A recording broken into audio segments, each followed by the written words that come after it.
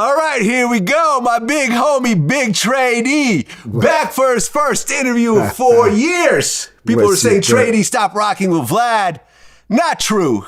We never stopped talking, actually. We just had to find the right moment to do it again. And this is the right moment. This the right moment. Yes, and before we get started, you have an incredible new album out. Thank you so much. I really appreciate your assessment and evaluation. Yes. You know, I told you that outside when you pulled up and had it banging in the whip, you know. Right. Yes, it's a body of work that I really feel should be promoted. And I had remarked to you that before we had like a 4-5 year run maybe, and I never came in and promoted like my albums or nothing like that to the degree that I would advertise or try to bring light to them separate of what we might discuss. But, you know, this is a body of work, like I said, that my homie Crooked I called it a magnum opus. And okay. And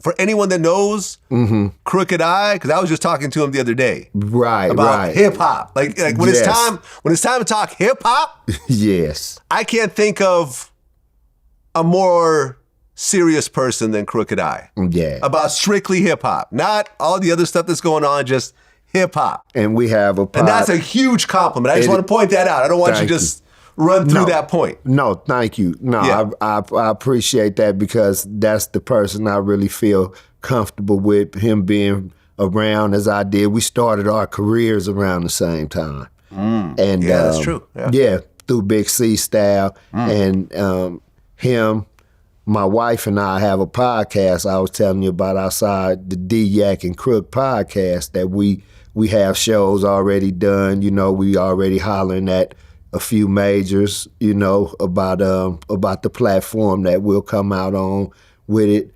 And, you know, that's what we do. We break down hip-hop albums, you know, and the impact that they had on the culture and on us as individuals and our, you know, and our particular take on the lyricism aspect of it, you know, because us three, we are from the West Coast in a position to hold that up, you know. So it's real good. So that he's a real friend of mine, and I appreciate you giving him them props too. You know what I mean? Because you, like I was telling you outside, we holler so many times, and you don't give props just to butter nobody up or just, you know, let me you know, grease you real quick. You know, it's something genuine. Because you fuck with music like that, you know what I mean? So it's appreciated, and Crook is very much appreciated as one of my peers and somebody whose knowledge and lyrical acumen I respect to this day as I did when he first came in the game. Man, look, great album. Thank you. It was all done by one producer, so it's got a very uniform sound. Shout out to Jay Massey. Yeah. Very consistent sound. Gotta give him his. Shout out to Jay Massey. He did that. And it came about because he told me, he was like, you know, I think I deserve one. You know, and he been rocking with me since I did the Long Beach State of Mind in prison behind the wall. Okay. He produced over half the tracks on there. And he was some guy that I met through another guy at the time, and he became a friend of mine. He became a valued producer, and, you know, he's produced for Snoop and, you know, others as well, but he's dope. And so he said, yeah, I think I deserve one. And I said, let's go. And he went, and I went, and it came together like that. So Malice, make sure y'all rock with that. Y'all find it everywhere where y'all find Big Trey Dee. Yeah. There we have it. Righteous. Well, let's get started then. Let's go. The biggest thing that's happening in hip-hop right now, Kendrick Lamar versus Drake. Number one, as of May 9th, 2024, who is winning? Kendrick Lamar. Do you feel that you being an LA guy somehow plays into that answer? It overplays into it. At least you're honest. At least you're honest. You know, I'm always honest. It overplays into it, but actually, you can't be considered as a great when you have a team that's making you great consistently. You know, you have to be able to pick that pen up on your own and go duck off and be like, let this fool know. And I'm not saying, you know, Kendrick doesn't have anyone on his pen assisting him. I don't believe so. But it's the salvos that he fired and how he fired them off in succession. It was amazing. And the Aubrey, the Graham, whatever, the family breakdown. Yeah. It was creatively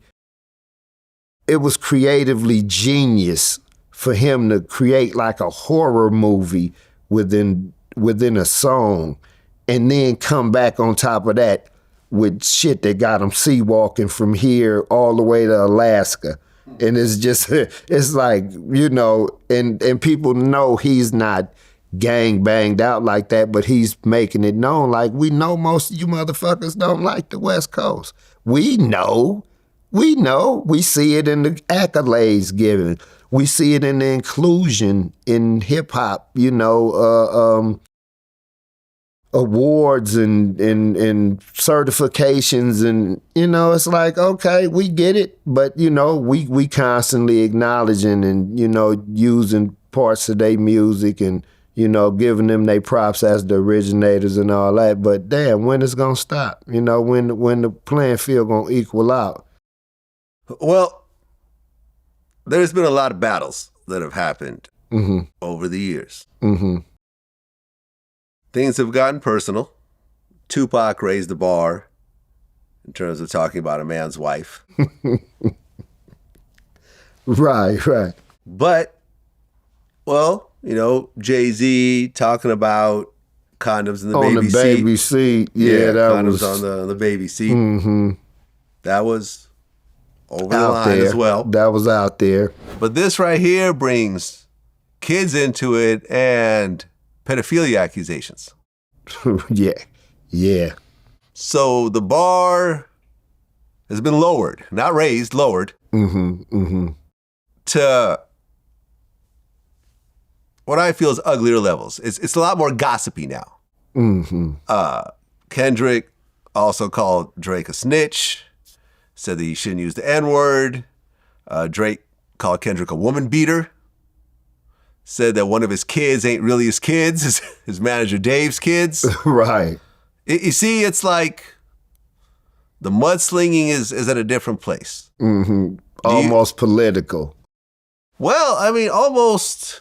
They do that in politics. They're everything you've ever done will be exposed. Yeah, but if you call someone a pedophile and it's not true, that's a lawsuit. That's slander. That is defamation. That's like defamation. Very, like you're not getting around that one. You know, you could call someone a whole bunch of names and whatever, but saying that they mess with kids, that's a different type of thing. Especially if they don't have now look, if it's Nicki Minaj's husband, well, he's convicted. True. You can look him up in the registry. Yeah. You can see where he lives. Right. That's just how it works. Right. But Drake has never been convicted, from what I understand. So that accusation was kind of crazy. Do you think that's just hip hop? Well, to my understanding, it was videos brought to the surface of him engaging with. Oh, like kissing that girl on stage or something? My daughter is of that age, and she's very much into hip hop. She has her own podcast as well, and she's dope. And she reports to me and my wife all the latest about what's going on. I heard every song from the first one to the last one, and that's why I'm saying Kendrick won, actually. You know, I said, you know, I was kind of joking about, you know, being biased, but nah, it's West Coast the most. But No, he did that. He did that. And I really saw the growth from, if you can call it growth, I saw from the first release, his response was, you know, okay, let me get this in. And he used that Teddy Pendergrass latest, greatest inspiration. And I said, is he trying to mind fuck this dude? You know what I'm saying? You know, like, you know, you really aspire to be me or whatever. And, you know, and he came that, you know, Drake came back with that, you don't want nobody blacker than you, you know, around and things like that. So then when he came with the family one, and then that last one, I was like,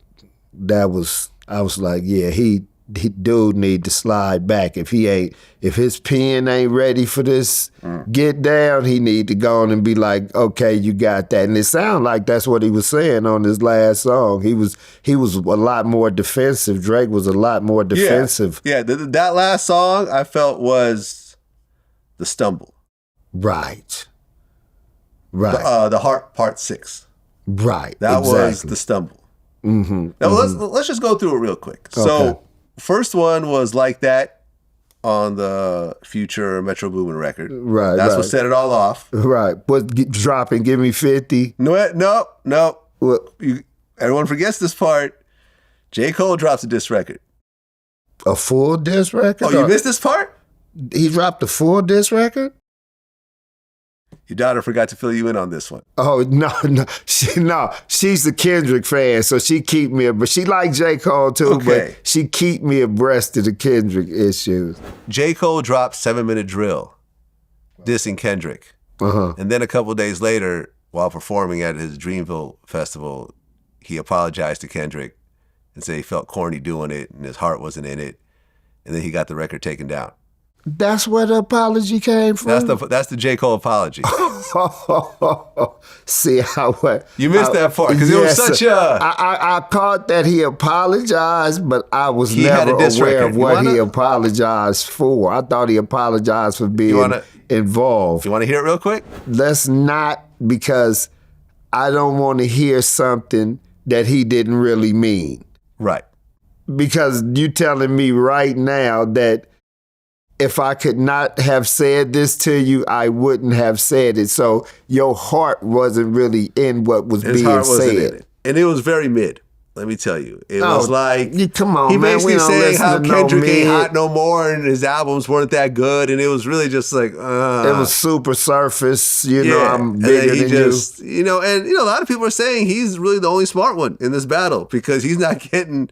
No one's saying he's messing with underage kids. No one's bringing up... Because remember, at one point, Kendrick said that Drake had a daughter.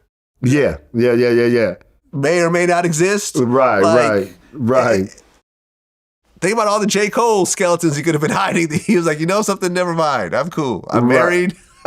Right. I'm faithful. Or so my wife thinks. It was a good battle move. It was a good battle move. Right. So that happens. Then Push-Ups comes out, which I thought was a strong record. It was. I thought that was one of the strongest records in this whole battle. It was. Drop and Give Me 50. He went after a whole bunch of people on it. He did his duty. But then Drake came out with the tailor-made freestyle with the AI Tupac and the AI Snoop on it. Yeah. As a West Coast guy, what'd you think of that? Didn't hear it. Heard about it. Not at all the slightest move by hearing anything AI at this point. It has many benefits of usage, you know, to get your game sharpened and for assistance if you're trying to do research and, you know, help yourself outline some business plans or things of that nature. But didn't want to hear AI, Snoop, AI, Tupac dissing nobody. I'm not finna listen to no corny ass bullshit like that. No matter what coast it came from. I agree. I heard it like once, maybe twice, and both times I said it was whack. And in fact, I even tweeted that he should have kept that on his hard drive. Right. And that tweet started to go viral. Like, it was like, yeah. And, you know, I felt that was a fair assessment. I thought Push-Ups was great, too. Yeah, no. But then Kendrick comes out with Euphoria. Yeah. And that was a big one. It was. That was a big one. It was. It made the proper noise in a swift response. And then right after that, he dropped 616 in L.A. And that's where he flips the sample. Right. Yep. Then Drake drops Family Matters, which I thought was a great record. Thought so? Thought so, yeah. Thought that was a great record. The fact that the beat switches 3 times, like, creative. Very creative. Very creative. And, yeah, I wouldn't have any particular objections about it as an artist. But it didn't even have the time to grow on me, you know, or me to even consume what I'd heard by the time that, you know, Kendrick responded with that horror story. Meet the Grams. Came out like right afterwards. Like he dropped it like, it's almost like it didn't give you a chance to listen to it. It was like 2 hours or something. Yeah. Like he had it ready. Like, yeah. I was like, yeah, this is prime. It was like chess at high levels. Like literally these two dudes was playing chess with each other. Kasparov and whoever else, yeah. And then right after that, Not Like Us. Yeah. That sealed the deal. You know what I think really sealed that deal? Mustard on the Beat. That really sealed the deal in his flow. That sealed the deal. It was like, I'm not even emotional about this shit. This is, let me just show you, oh, we getting in clubs and shit with this shit now. You don't think I had the ability to do this shit? My shit could rock like this? And he rocked the shit out that beat. Yeah, and I mean, I felt like this was the most lyrical song in the whole battle. Most definitely. You know, when he called him a colonizer, it was like, and I felt like this is, it just got bigger than hip hop. It's like, it was like it was a statement about society. And Drake just happened to be the victim of it. It's like a history lesson, you know? Right. And then the Hard Part 6 comes out, and I think everyone just said, that's not it. Yeah. That's not it. Yeah. I mean, you're more or less on the same page. There's a few differences here and there. True. But then, after all that, Drake's bodyguard in front of his house gets shot in the chest. Right after Drake drops one of his records. Drake wasn't there, from what I understand. And I don't know if I'm assuming he survived, because I heard that he was taken into surgery right away. I feel like with this shooting, that ended the back and forth altogether. Not to say the shooting had anything to do with what was happening, because Drake also dissed The Weeknd. Called him a drug addict and stuff like that. I'm aware of that. So, you know, considering and didn't somebody get shot in that case as well? Well, yeah, that's what happened. In that instance, didn't somebody else get shot? I don't know.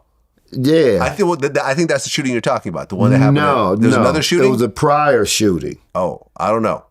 That to me sounds like some Canadian shit. No, yeah, some no Canadian one from LA shit. go take his passport, go up to Canada, get a gun, and then go to Drake's house. Not at all. That's not happening. No one from Compton is doing that. Let's clear the LA is not involved in this. Let's clear the prospect like of Kendrick ever even. Nah, I don't think neither one of them really pushed that type of line. Though. No, I don't think so. But now you have injuries, actual injuries that seem to be a byproduct of this whole situation. If you make them a byproduct. That's true. Yeah, you're right. You know what I mean? You're right. But nothing has dropped since then. Right. So I think that the hard part 6 was kind of like, okay, you got me, you did your thing, If I was Drake, I'd drop again. Let's move on. If I was Drake, I'd drop again. Fuck that. I wouldn't leave it on the hard part 6 because everyone's gonna say that you lost. I'm saying it, Drake. I'm saying it out loud. Yeah. If you leave it, Drake, if you leave it the way it is right now on May 9th, 2024, you lost this battle. Agree? I'm gonna say it like this.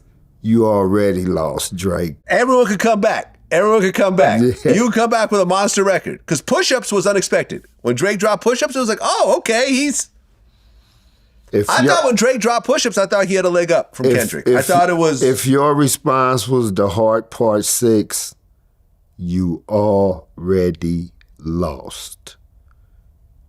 You can come back from a loss. No, you can come back from a deficit. You can regroup from a loss, but you can't come back from no loss. It's finito. It's final. It's done. It's been weeks now. We was releasing salvos. We was getting off like by the day. It was like it was immediate responses. That's Well, no. Actually, to be honest, let me see when this happens. After Drake dropped Tailor-Made Freestyle, a long time passed, and everyone was saying, I remember Fat Joe said this. He said the battle's over. Kendrick hasn't responded. It's done. Oh, okay. Kendrick, because I remember a long time passed. I wasn't familiar with it from when back Euphoria that far. dropped, it came out of nowhere. Everyone was saying Kendrick has no response to Push-Ups and to Tailor-Made Freestyle. Damn, this was after Push-Ups dropped? Because first Push-Ups, then that AI thing, Tailor-Made Freestyle. Oh, the AI is Tailor-Made Freestyle. Time was passing. And everyone was like, okay, it's over. Drake, everyone was saying it's over. Kendrick's not responding. And if you think about it, Kendrick doesn't respond to a lot. So he ignored him. That's what we thought, Because remember, we dropped the Control verse and everyone made the little response record. Kendrick was like, all right, he didn't say nothing. There was no responses. When you got the biggest motherfucker in the world talking about you, shit, that's all, that's free promotion. Well, and I say, and then you drop Euphoria. So I'm just saying, just because some time has passed doesn't mean that we might not get a Drake response. Right. I think Kendrick is done responding for now. We'll see. I think he should be done responding for now. To be overkill. Yeah. He dropped a diss EP. You know what I'm saying? Pretty much. If you add up all the songs, yeah. So, hey, and it's all opinion anyway. Right. You know what I mean? It's all opinion anyway, because everybody gonna ride with their favorite, because neither one of them did a bad job. Yeah. Neither one of them did a bad job. It was actually great for hip-hop. It was. Yeah. It was. Some people think that it's bad, and I think Questlove said hip-hop is dead. I say they upped the bar for lyricism, most definitely. Because this is what it was. There wasn't a whole bunch of crazy videos.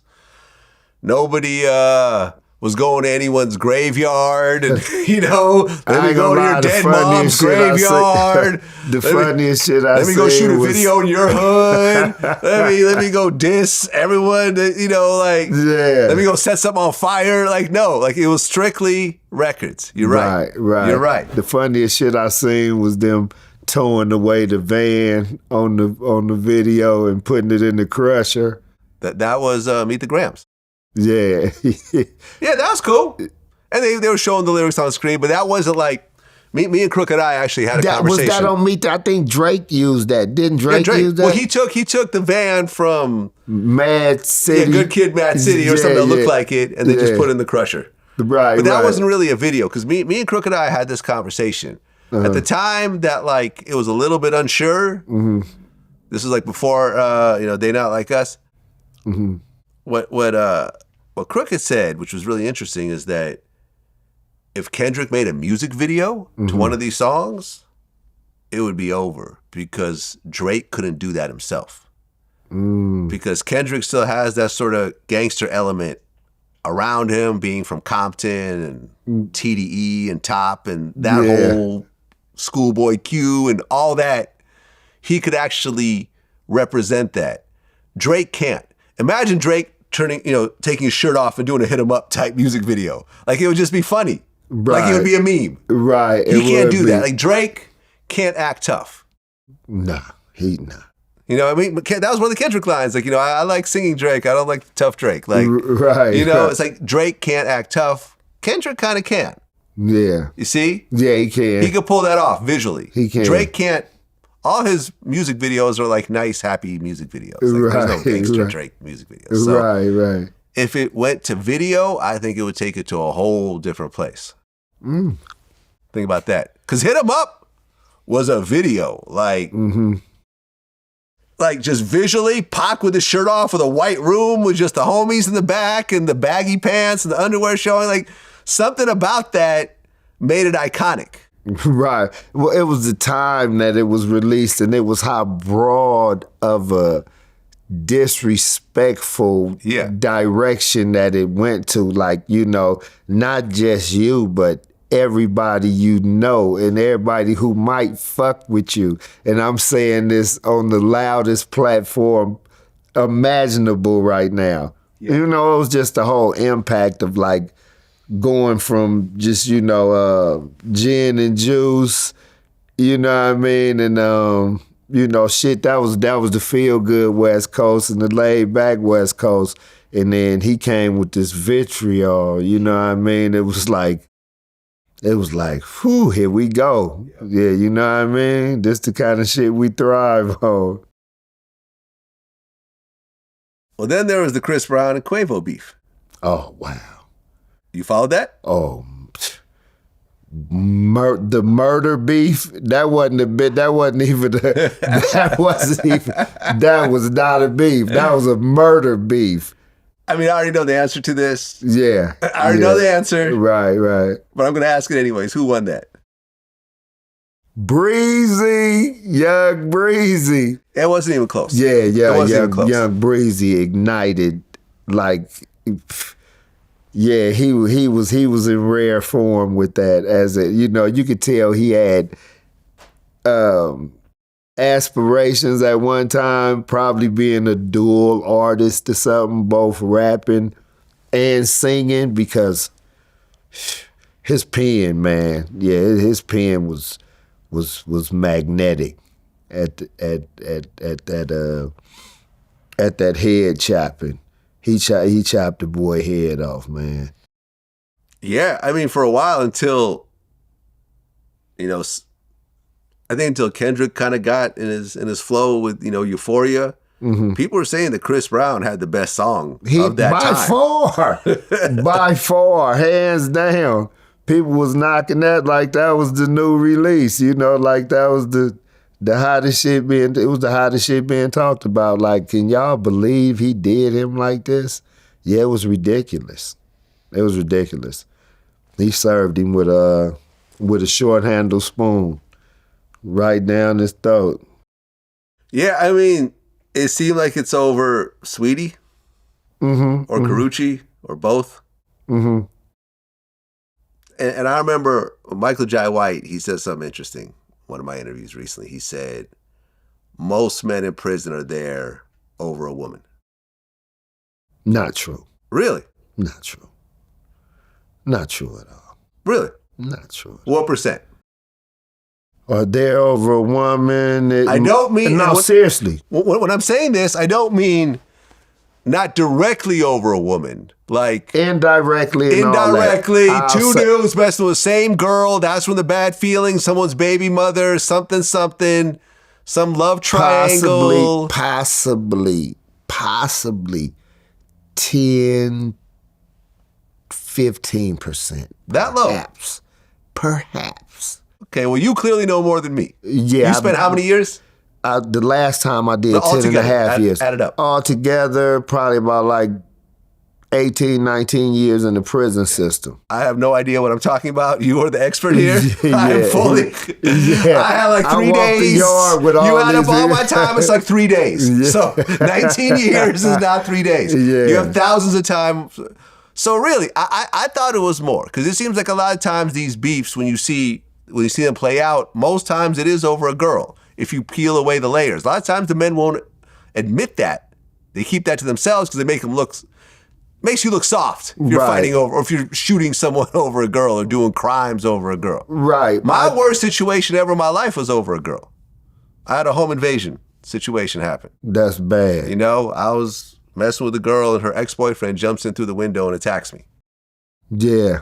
My worst situation in life was over a girl. Got you. So you would kind of lean toward that understanding if somebody told you that. But I'm telling you, like, Not it's true. maybe 10 to 15%, 10 to 15. because most people are in there because they trying to get some money.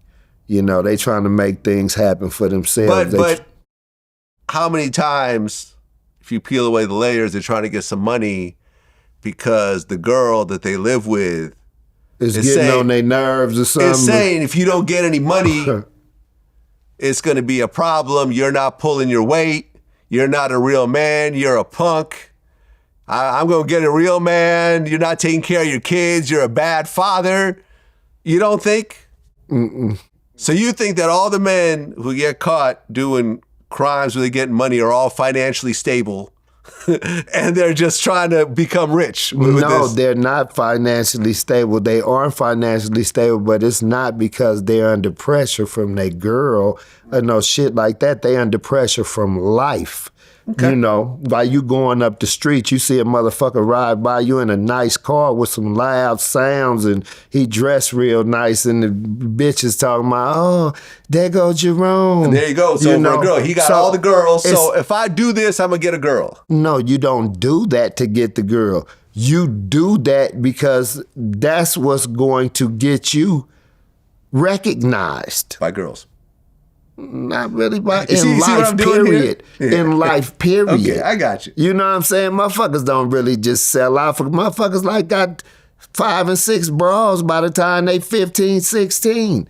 They got 5 and 6 bras, so bitch, you ain't acting right, I'm over here. Yeah, you ain't acting right. Oh yeah, this my girl right here. You know, I'm in love with her and she, you know, and he go 3-4 years with her.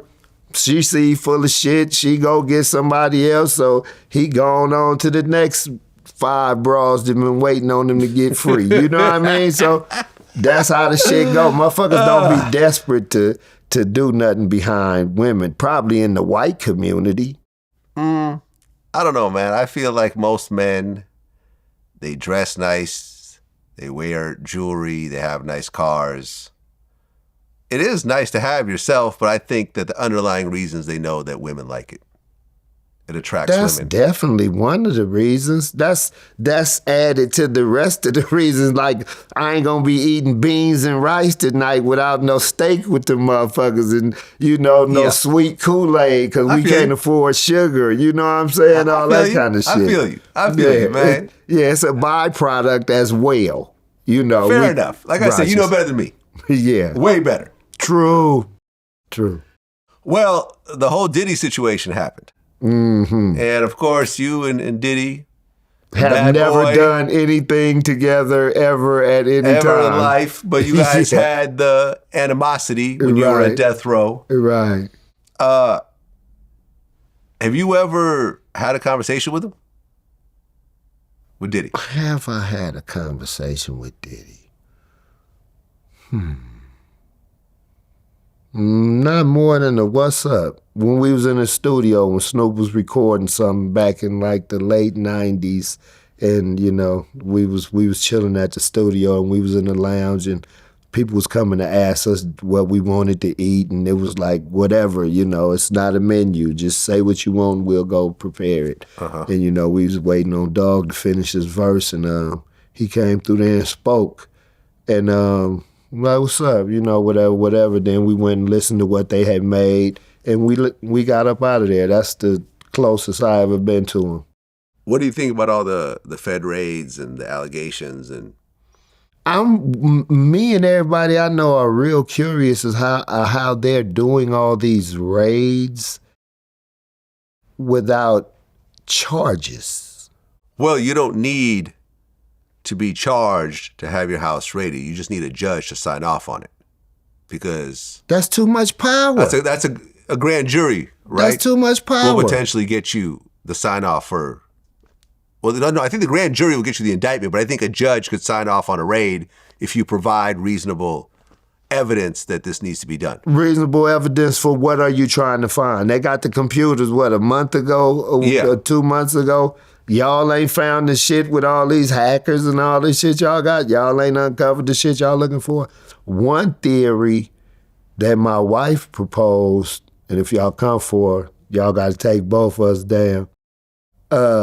She was saying that, you know, perhaps they were coming to retrieve something that someone might have been, you know, found, you know, doing some weirdo shit on, you know, to protect them so it wouldn't get out. Like he maybe knew something on somebody that they were trying to make sure that never got, you know, seen the light of day. So it's many theories, you know what I mean, and conjectures that we could offer here, but, you know, you would think that they would have solid charges on somebody that they raided to your home and your business, and it's like...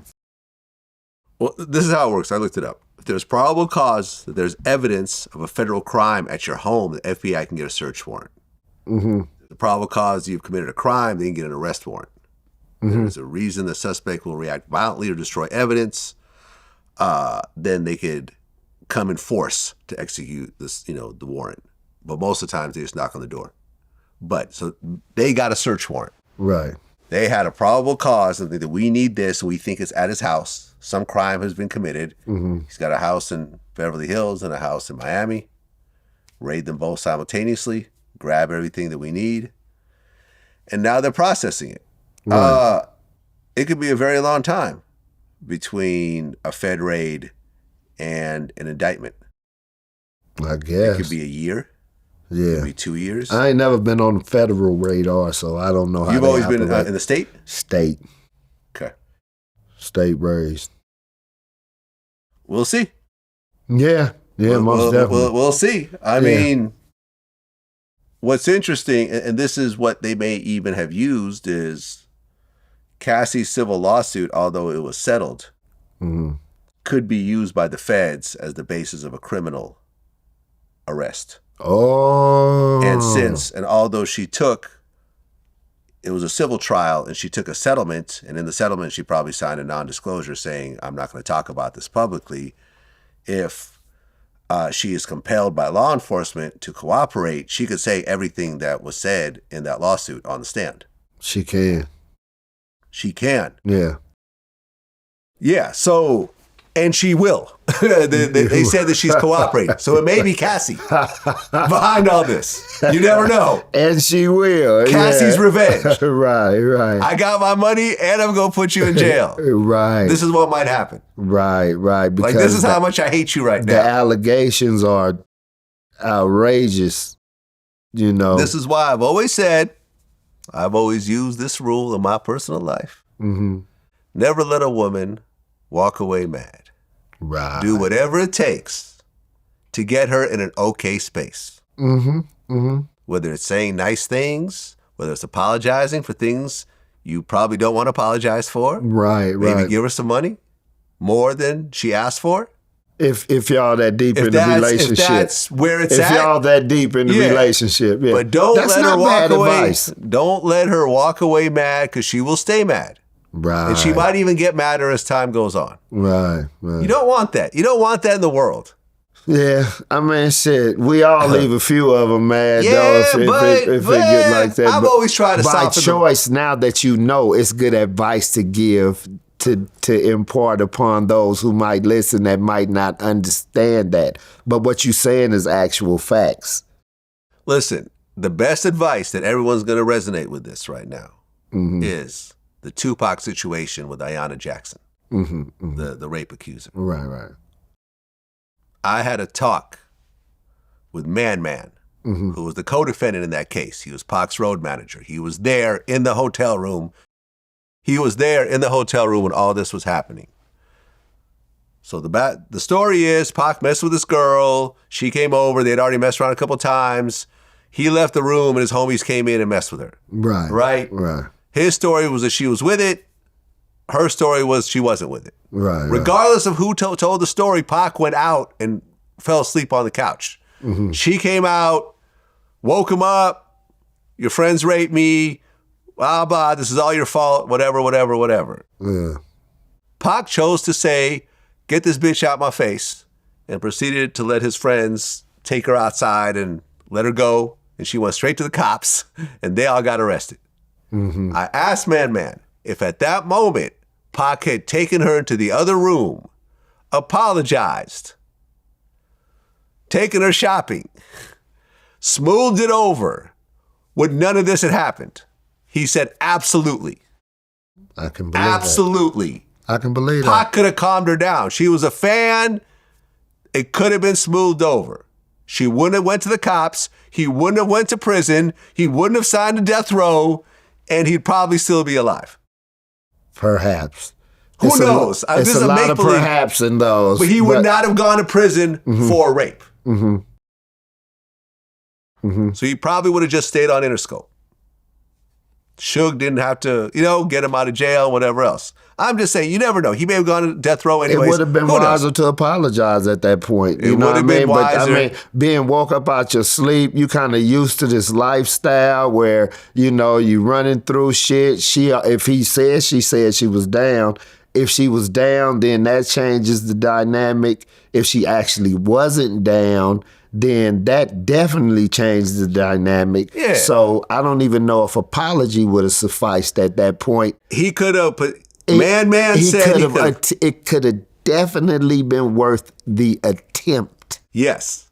To get her from going to the... Because here's the thing. She was downstairs all messed up. And suddenly the police, the lobby was like, what's going on? And she told them. They called the police. The police arrived. And they just went upstairs and arrested everybody. Right. That's the chain of events. Right. And then she cooperated. Mm-hmm. And that was that. Yeah, that's usually it. The state could take the case after that. Guilty. Right. Off to jail. Right. Keefe D. Yes. My first interview with Keefe D was in 2019. So you and I have done interviews after that, and we've touched on it and so forth. But it was just an interview at that point. Yeah. Do you know Keefe at all? Yes, I do. How well? I know him well enough to know where he's from. I did time with him. Oh, you were locked up with him? Yeah. I did time with him in 1985, 86 in Tracy Dual Vocational Institution up north in Tracy, California. Okay, so when you guys were locked up together, how close in the vicinity of each other? Very close. I mean, we saw each other on the yard frequently. We spoke, Turtle, rest in peace, from Santana Block was up there. I believe Burdock from Santana. It was like a few Santanas, few Compton Crips up there, and I was cool with a lot of them. So when we would go to the yard, they would be chilling with the Watts guys. I'd holler at my boys from Watts. One of my closest friends was from Watts, so I knew him, but we spoke, but we didn't really get intimate in conversations. He was known to be like, a real, gang member where he was from, and he hung with the Crips. So I just took him at face value. Okay, did you come in contact with him after Pac got killed in 96? I don't think we ever physically came in contact. Okay. So you knew him from before then? Yeah, I knew him from way before then. Did you watch the interview I did with him? I watched a few interviews. Okay. What did you think when you saw these interviews? I thought that he was grandstanding a little bit when maybe he shouldn't have been. I think he really divulged much too much information about his knowledge of what had taken place during the night that Tupac was murdered. And, it was journalism. It was, getting to the heart of a story, and he seemed willing to tell it at whatever consequence, and that's what befell. Well, when I did my first interview, I had a copy of his book. Right. In my hands. Right. The book was already publicly released. In fact, the interview was designed to promote the book, which from what I understand has sold a lot of copies. Right. Probably still is selling copies. True. The links are still there. Yeah. You know, that's all him. Yeah. So I'm usually very careful about interviewing people who potentially have open cases. Talking about crimes. Right. If you already did your time for it, we'll talk all about it. Right. There's no double jeopardy in America. You've already served it. It's done. Right. Right? If you did something recently, I don't want to know about it. Facts. Inside the interview room and outside. I never ask any questions. Facts. But in this particular case, although it is an unsolved murder, technically, you wrote a whole book about it. So I didn't have a problem doing the interview based on the book. Right. Not knowing what exactly, because, you know, a proffer agreement, from what I understand, only applies to what you say that day. If you choose to retell the story, you're not under the umbrella of the proffer agreement. That's what I understand. But Keefe felt motivated to talk about it. I did pay him for the interview, you know, and this is going to be a point in this trial, I'm sure. Got you. But he did my platform. Then he did like 2 or 3 other interviews, came back, did another interview with me. And then he actually reached out to do a 3rd interview and asked for a deposit this time, which I gave him. Okay. But then on July 17th, 2023, his wife's house gets raided in Henderson, Nevada. They search the house, don't really find anything. But then on September 29th, he gets arrested in Las Vegas. When you heard about the raid and then heard about the arrest, what did you think? I said they got something on him. I mean, you know, they must finna tie the story in and you know, make him answer to all the stuff he been talking about. So it wasn't totally astounding to me, you know what I mean? Well, there was a whole grand jury process. I got to read about it, you know, after the fact. And I know some people there. I think Reggie Wright, I think, was involved in the grand jury, and Greg Kading, I believe, was involved in the grand jury and so forth. A guy named Dirt Rock, he was involved. Dirt Rock said that Big Dre was the shooter, not Orlando.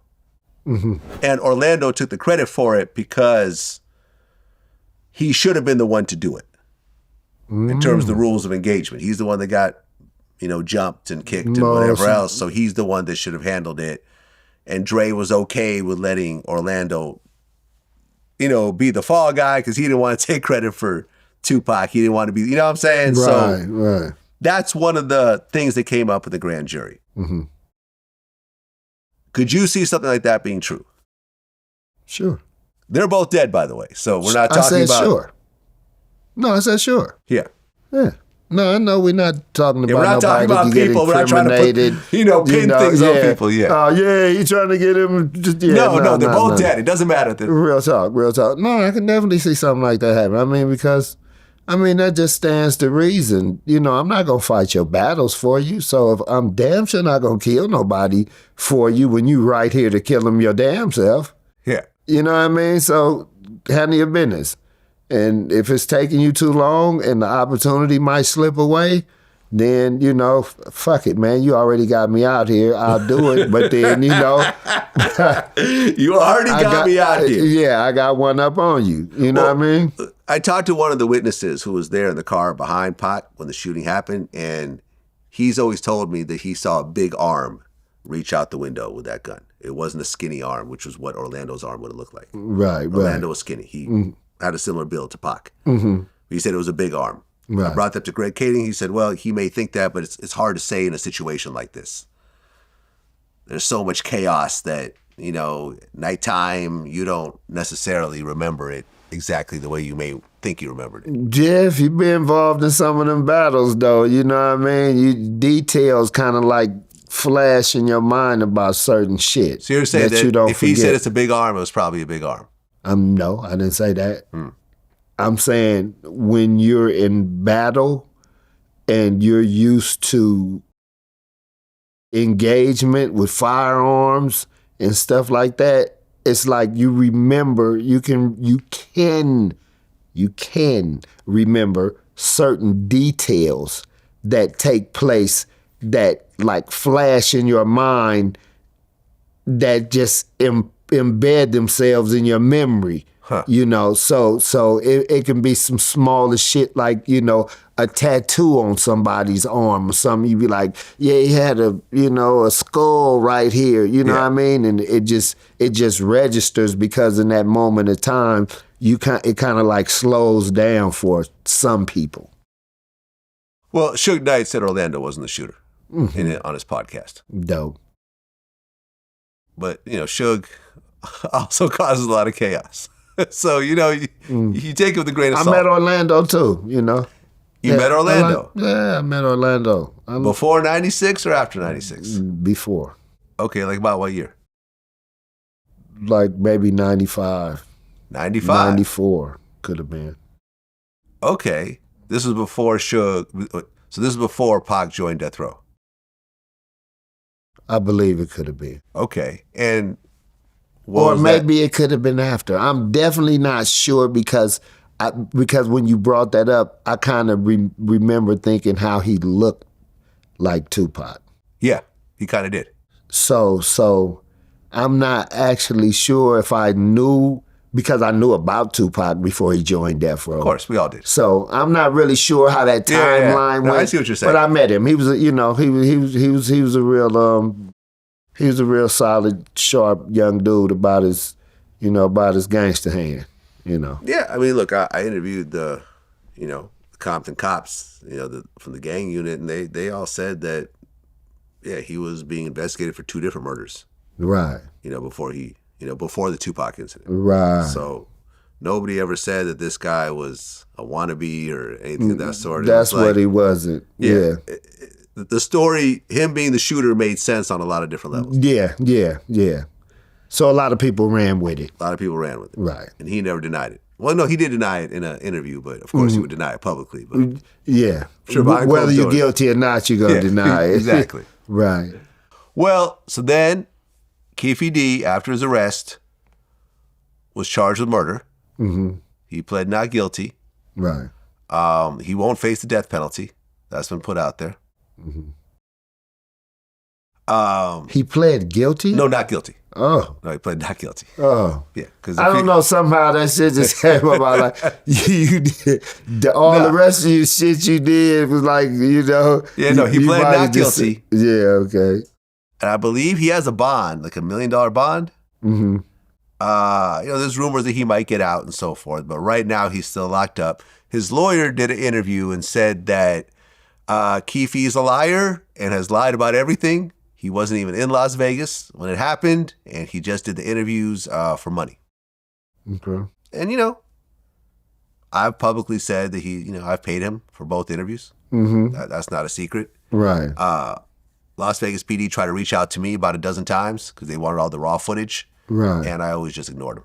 Right. For sure. I'm not cooperating in that. Nah, you should. I have no plans whatsoever. Yeah, no, you should. They could possibly try to subpoena it, but I'm gonna fight that. Real talk. But at the end of the day, they want all the raw footage, thinking there's something on there that might incriminate them. Honestly, they're not. Everything we have, we put out, so it's whatever. Right. But I'm not cooperating regardless. Nah, that's right. But whatever's out there, I assume will be part of the evidence or the trial or whatever else. Everything that they could retrieve. Yep. Right. Suge Knight actually said free Keefe D.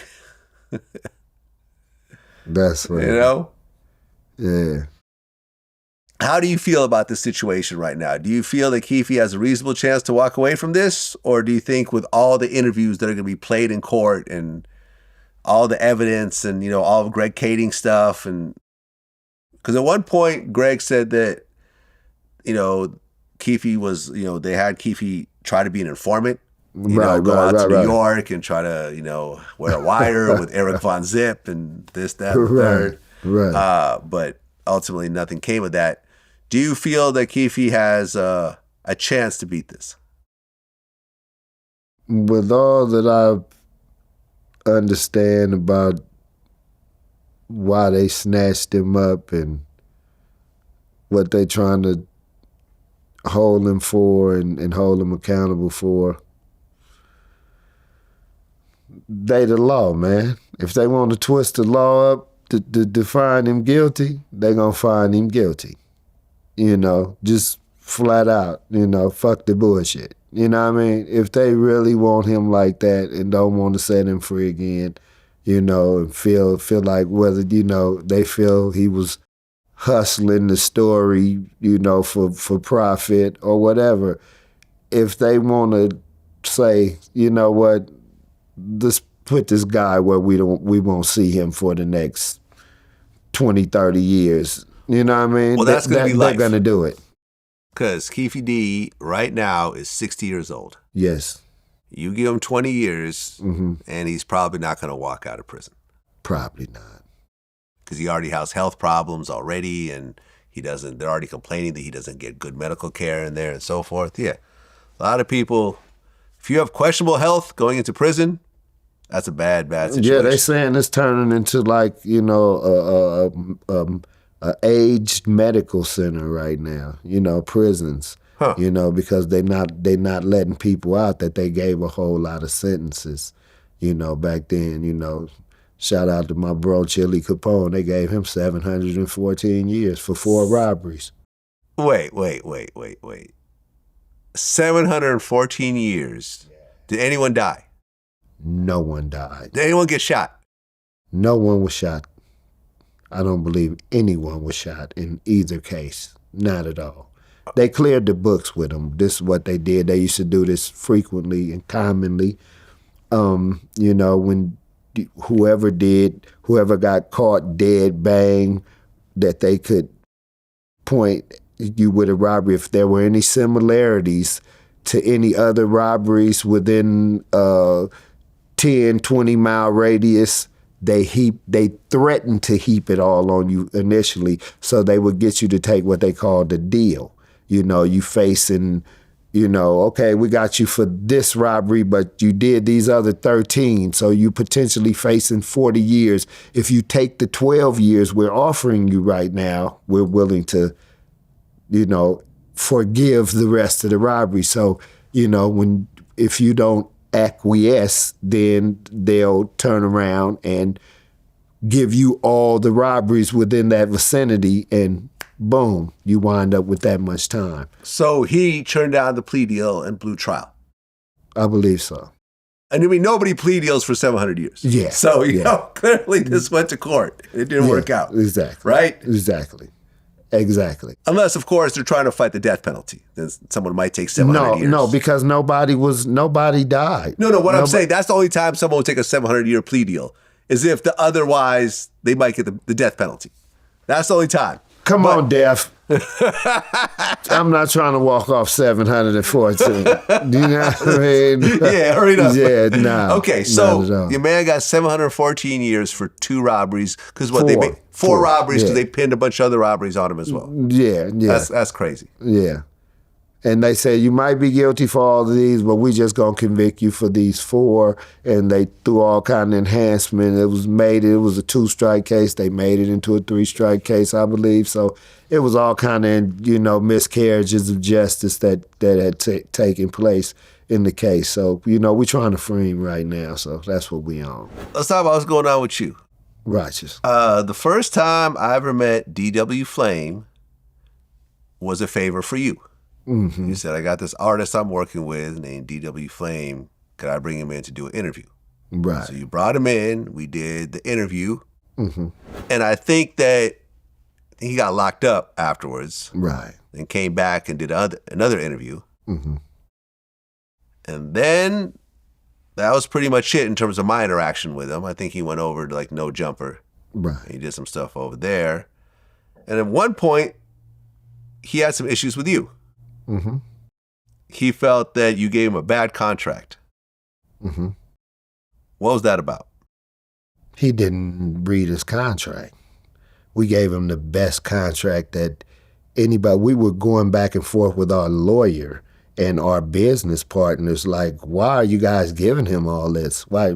And my wife and I were trying to set a precedent. You know, we both co-CEOs in the company, you know, Supreme Circle Music Group. So we were just trying to make sure we laid it all out for him. You know, we were going to give him his own label in the process, Beachbound Records. You know, how would I know this if we didn't discuss this? And we had everything pretty much set up for him. And someone must have gotten in his ear and told him that, you know, things weren't happening as fast for him as they possibly should have or something. So, you know, he decided to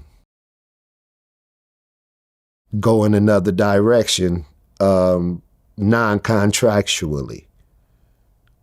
And, you know, that still hasn't been resolved to this point, you know, so, you know, we're still in the midst of that, you know, in life, you know, as a man, as a family man, you know, never wish ill on nobody, you know, wish everybody success, all the best in life.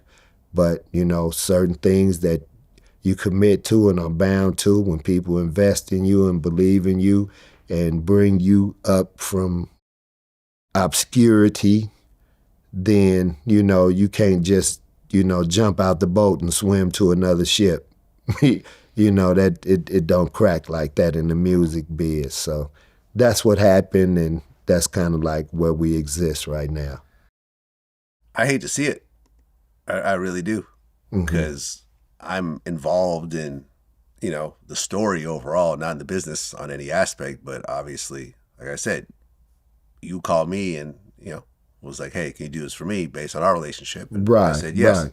So, right. And that kind of right there next to me. Like, you know what I'm saying? Right there next to you. So that kind of gave him his start in the media, I feel. Right. I think I don't think he would deny that on any level. No, it was a huge favor, and I really appreciated you for doing that. You know what I mean? Because I was trying to bring him to prominence as a true artist. You know, like, this is somebody who's, you know, we're going to get behind and we're going to develop him all the way till, you know, he'd be number one, you know, on the West Coast. You know, we believed in him like that, but, you know, obviously things took a negative turn, and, you know, that happens often in music. Did you guys put out any projects with him? Yeah, we put out an album on him. One album? Yeah, we got to put out, like you said, he went to prison while we were working with him. Right, but then he got out. Yeah, he was locked up that long. Well, he was gone about a year, maybe. Okay, about a year. About something like a year. Yeah, we went to court appointments, all that shit, you know, all that. So one album came out. Did it do well? His album came out and it didn't do well.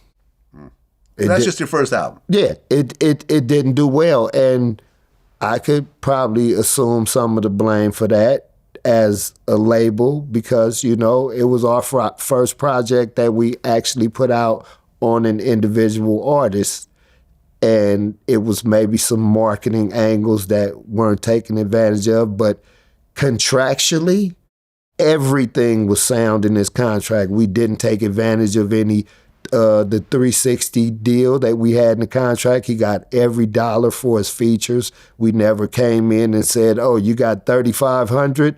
Okay, give us $750. You know, we never, his shows, he got all the money from his shows. We would even sometimes help him with wardrobe to go do his shows, transportation, you know what I mean? And he got all his money. It was, you saw the relationship that we had when we sat up here. It was like a big homie putting his little homie on, you know? So it just didn't turn out right. So, you know, it was just a lesson along with stepping into the executive role in the music business. So I'm not salty.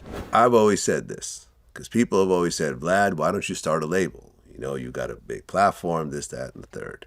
And my answer has always been this. It is almost always a better business decision to buy scratch-off lottery tickets than to try to put out a new artist. And you will win with the scratch-off lottery tickets a good portion of the time. And let me add to that. Damn near all the time with the new artist, you will lose all your money. Am I right or am I wrong, you Mr. Independent Music Label? You are owner. Absolutely correct. We went through so many artists and producers trying to just find our footing and develop a consistency of sound as Supreme Circle, and it was like, this one is something to go wrong here. He'll go to jail. He feel like he know more than people who sold platinum records and gold records. And it's like, it's a big juggling act. Yeah, and look, you look at people like Boosie.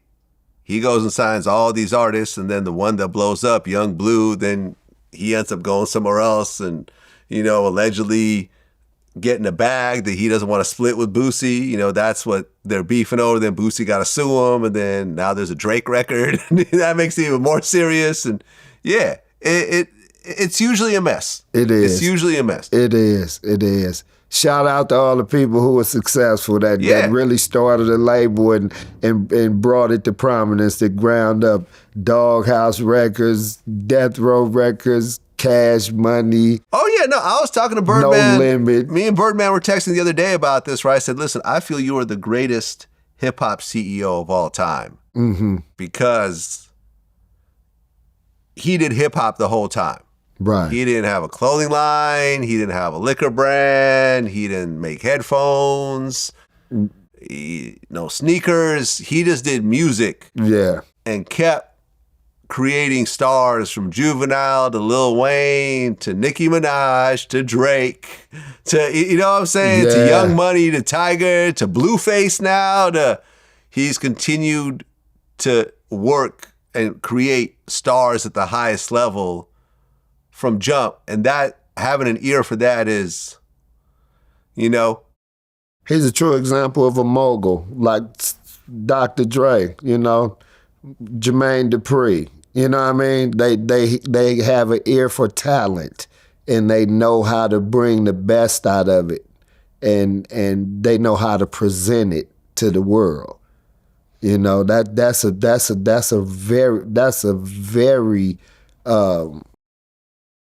a very deep gift that some people are blessed with, to be able to see a star and actually help develop him into the star that they see. Yeah.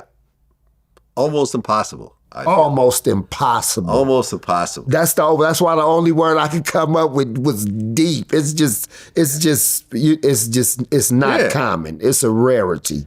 People like to downplay like Puffy's talent level, but you mean to tell me if they put Biggie in front of you when he was fat, skin was, slightly different shades, lazy eye, and he rapped all hype, totally different rap style. Right. Dressed bummy, smoke, selling crack at the time with a baby mother and and you're going to say, okay, this guy's going to be a superstar. I'm going to put the bank on this guy. Come on, Who man. would have done that except for Puffy? Man. Come on. Who would have done that? You had to hear. And he had Craig Mack. Not the most handsome of individuals either, no Diddy. Right. And you gave him one of the biggest songs ever. Right. It takes a lot. Yeah, you heard something, and now Craig Mack, I could see, because Craig Mack was that kind of MC, style, the hyper, right. He could swing the party, but to see the way you just described Biggie was like somebody plucking that piece of ore out of the cave, and seeing the little glint underneath it, and knowing that you had a diamond, and all you had to do was bring it to prominence, polish it and brush bring it to up, prominence. Put it in the studio with some good producers. Give him a stylist. That's insight, man. That's heavy.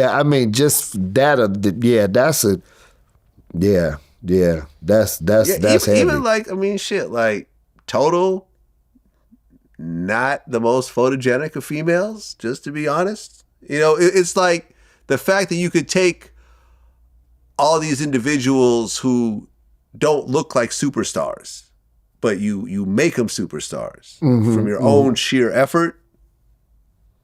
I'm just saying, it's a lot. You know, Mariah Carey's an easier sell. Got this super pretty girl who could already sing really well. Okay. Well, she got a dual appeal. You know, people don't know whether she's white or black. You know what I mean? So right, but what I'm saying is she's very attractive. She's already attractive, and she could already sing her ass off. I can't really recall how the total women Whitney Houston. Whitney Houston, when you first saw her, it didn't take a long time for you to say, wow, she's exceptional. The first song she came out was, okay, she's a superstar. True. Very pretty, could sing her ass off. True. You didn't have to be a super genius to know that let's sign Whitney Houston. Clive Davis knew it. Exactly. Right. Whitney Houston and Biggie, two very separate skill sets, is what I'm saying. You know?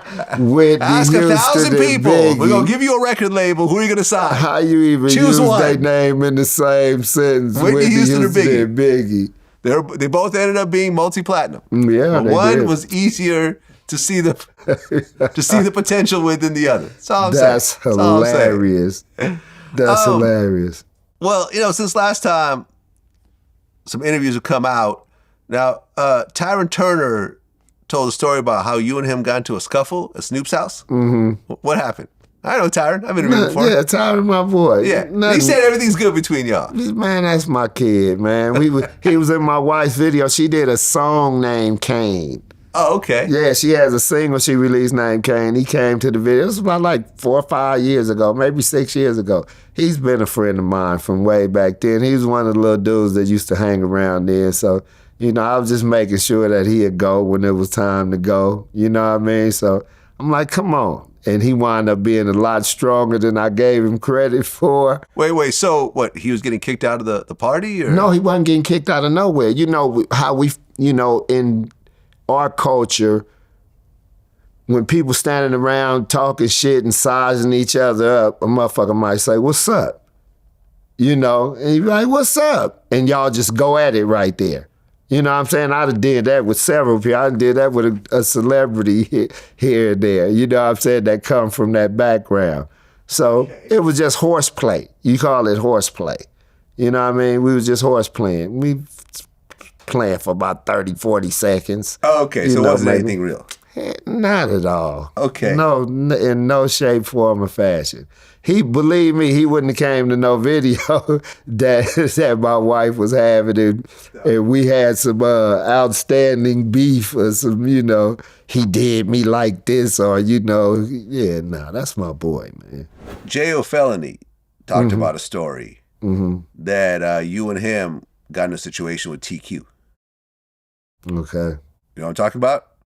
Not right off the top of my head. I done gotten in a lot of situations. It was in the Up in Smoke tour.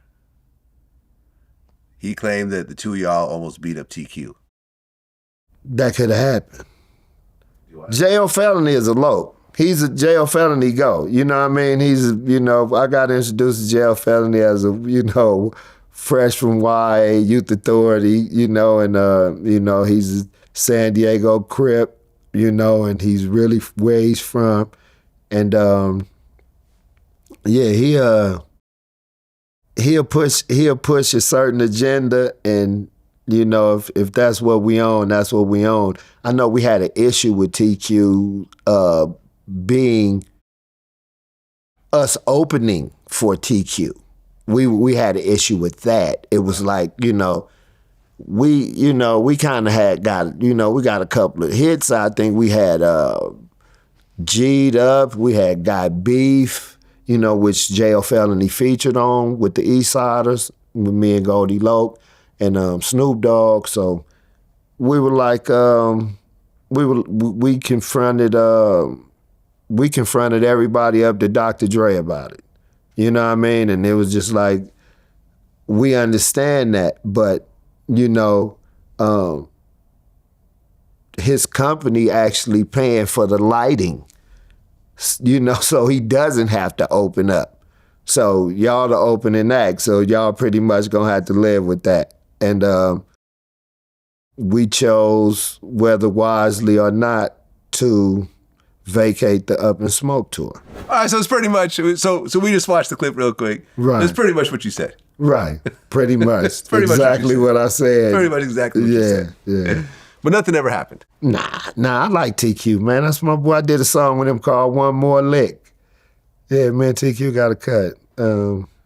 When he was signed to Sony when I got my first solo deal with Sony. I had a solo deal with Sony. Okay. 97. Now here's a weird one. Mm-hmm.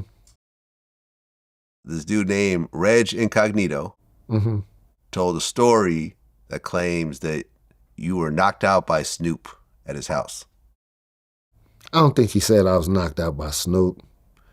He probably said I got knocked out at a party. I'm saying Snoop is fake to that life. He's not really about that life, but what Flossie and them was trying to push upon him. None of this is going to play, by the way. They know that homies want to hurt Snoop. And they do. There's a lot of people that want to hurt Snoop. There's a lot of people because they don't understand, man. That's just a grown man. He's a character. He's an actor. He's a performer. And what I would tell Snoop, and I sent the message many times, hey man, take the colors off. Stop yelling 20 Crip. Take the colors off. Stop representing 20 Crip. You know, like once I denounced myself, I went through shit getting out the hood. And he would go through it, I think some, but they can't never reach the man. But anyways, yeah. It was a time that Snoop was really in the hood, catering to us in the 90s, barbecues, cookouts. Yeah, come to his house. I've been to his house, the pool party in Claremont. I've been up to his house. My homie Dude Dirty, who you seen on the clip, was like, hey, Reg, don't go up there. Don't go up there. No, I wanted to go up there. So, you know, I went up there, and mainly, you know, Snoop had all white people in the house. And all the homies kicked it outside. It's a real story. You know, my homeboy Shaw Dog, I'm saying, he fought Trady at one of the pool parties and knocked Trady out. You know, Lil Half-Dead was always pressured by Nate Dogg. So you see Lil Half-Dead always keeping it with Snoop. Okay, so we just watched the clip. Mm-hmm. Snoop they didn't claim that Snoop was the one who did it. No, not at all. So this situation that he's talking about, did it happen? Yeah. I didn't get knocked out, though. I got knocked in the pool. Oh. Yeah. Probably if I didn't land in the pool, I probably would have been knocked out. But, you know, I let that water made me stay awake. You know, and I came up out of there and, you know, I cleared the party out, you know. You cleared the party out? Oh, most definitely. Okay, most definitely. And we all know what that means. Well, no, I didn't clear the party out like that, but before I got to that, the party cleared out. You know, okay, and then, got it. Yeah. Okay, yeah, got it. Okay. Right. What was that over? It was over one of the former homeboys who had made a statement in prison about some dudes he had allegedly let use his knife, and when they caught the dudes for stabbing whoever they stabbed, he said they stabbed one of his friends, but they told him they were going to stab someone else. So by them playing him out of his knife and that the police knew that was his knife, how in the hell the police know that's your knife? But being that was what he alleged, then he said he gave a statement on these people. So one of my homies had already broke his hand over his head, you know, when he caught him at a spot. And then when I'm coming to this party, it's a party for me and Uncle Junebug, rest in peace, one of Snoop Dogg uncles. Love Uncle Junebug, R.I.P. And, you know, I just went in the back and I seen him in the back. So we had a couple of words and, you know, I told him to beat it. And, you know, I took my eye off of him, which is something you never do. And he caught me with a good one. So it was some old prison beef. It wasn't even beef. It was just like, dude, you're a rat. You don't belong here. The homie done already went upside your head. What is you even doing here? So, okay. You know, It stems from prison. You ain't welcome. No, it stems from you being a homeboy that went bad. You were embraced. It stemmed from you being embraced among this lifestyle we live, and you violating that code, and then you trying to hang amongst us like you didn't do that, and that's not how we function. Schoolboy Q said something interesting. He said the rappers set themselves up to get robbed in L.A. by checking in. Mm-hmm. Agree or disagree? Well, I believe that people who check in, they really checking in with the people they fuck with. So I would do that anyway. It's like, going to see a relative when you go out of town, and you gonna pop in on him, whether you here to see family or conduct business or whatever. You gonna know he know everything what's going on, so you gonna tap in with him. It's more of a tap in than a check in. I'm not familiar with the whole, you coming and check. What are you checking in with? You checking in with a bag? Or are you just checking in with some words? I think it somewhat implies that some of these guys like to affiliate themselves with gangs because they may get, that's true. Get into issues with someone else who's of a opposite gang or maybe even the same gang, and they're looking for these older OGs to sort of. Sometimes it don't be the older OGs. Or the younger dudes. Sometimes it be the ones out there regulating the turf. You know what I mean? So, I've always felt like, because I cover a lot of street activities and stuff like that. I have various people upset with me at various times for whatever reasons. I've never gone to, have I ever approached you and said, hey, I got a problem with so-and-so. Can you help me handle it? Not one time. Not one time. Nah. Not at all. I can recall you asking me about a particular individual that you considered sitting down with, and you asked me, was he straight and what was his temperament, because Big U. Big U. Yeah. I'm cool with Big U. Big U had a ferocious reputation at that time, and he had a reputation, so I wasn't sure. Yeah, and I told you as much. I told you, he's if whatever he tells you, he gonna stand by that. Right. You know what I'm saying? But it wasn't because I had a problem with Big U and I was looking for you to fix it. Not at all. We're planning on doing an interview. Listen, me and Whack 100 we didn't talk to each other for 10 years. Right. We had various issues with each other. And I never went to anyone to try to fix this issue. Right. I felt at one point, if I'm going to fix it, I'll fix it directly with him. At one point, we got on the phone. We worked it out. Now we cool. We coming in tomorrow, do an interview. Dope. His second interview, actually. I just did Clubhouse over the weekend. Right. We cool with each other now. Right. But I think it was because I never try to, because I always felt like if I have to go to someone to try to fix a problem, I now owe them a favor. You would. And they now could, press leverage. Me for certain things. It's leverage. They have leverage. I always felt like, I'm good. I just don't want that. And as a man, really, you don't get the satisfaction of knowing that you enforce this understanding. Exactly. You know what I mean? You just don't. Yeah. Yeah. Yeah. Exactly. Right. Exactly. Right. You said something interesting. You said that California inmates can't turn Muslim just for safety and protection. Right. Do a lot of people try to do that? Some, not a lot. I wouldn't say a lot, but you have people confused about, different aspects of religion, period, whether it be Muslim, Christian, Judaism, Buddhism, whatever. And it's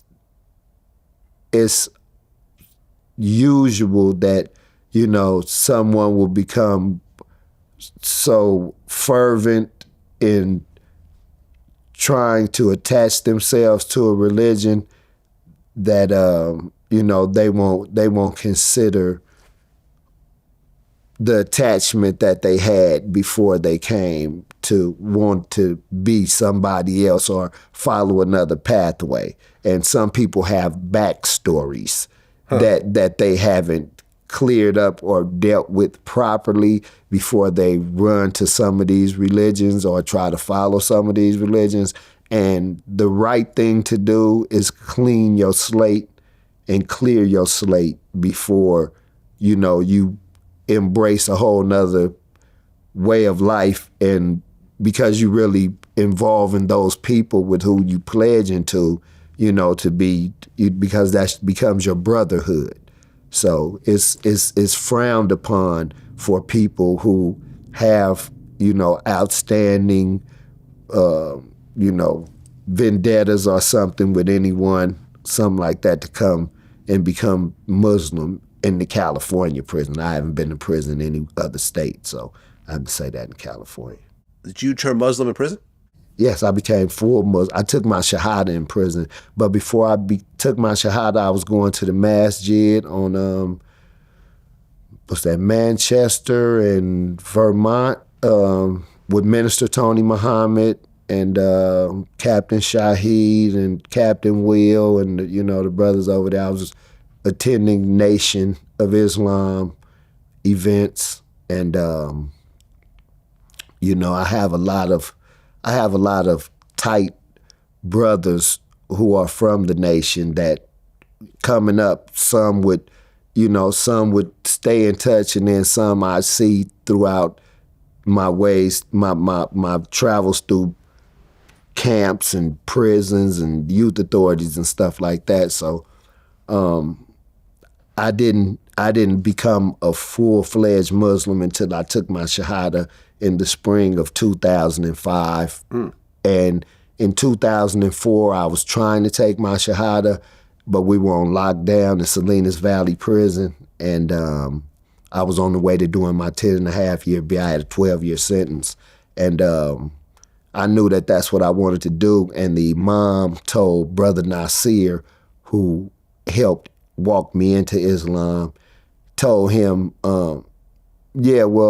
he was like, man, the brother want to come to the masjid and take his Shahada. You know, got a brother over here just pulled up, you know, and he was like, that's fine. Well, if he wants to take his Shahada, he'll still want to take his Shahada next year, because the month of Ramadan was coming up and I wanted to be Shahadatain to participate in Ramadan. And he didn't bring me to the masjid, but I still participated in Ramadan. And I was like, whew. I said, yeah, this is a part of it. I said, this is a huge undertaking right here. It's going to be a long month. Yeah. We're going to be very hungry during the day. We're going to be irritable. But I made it through it. And then I wind up taking my Shahada in about March or April or something like that in the spring. Yeah. And, you know, been a Muslim for 20 years now. That's what's up, man. Yeah. I mean, being a Muslim in prison, let's say. Mm-hmm. And I've been home 10 years. Let's add that. Yeah. And I still pray 5 times a day, and I still read my Quran every morning. And I still, participate in all the activities that's required of a Muslim. Being in prison, because the Muslims kind of have their own kind of group to themselves. Then you have the Crips, you have the Bloods. Mm-hmm. Did you feel like you needed to go to one or the other? Or did it not matter, the fact that you were a Muslim Crip? I wasn't a Muslim Crip. What were you? I'm a OG Crip. Okay. Period. Regardless of what I become in my religious pursuit. You know what I'm saying? You wouldn't say he's a Crip Hare Krishna. You know what I mean? He's a Crip Christian. You know what I mean? But that's my background. That's who I'll be regardless. This is what I'm saying, Vlad. That's who I'll be regardless. I'll always be known as Big Trady.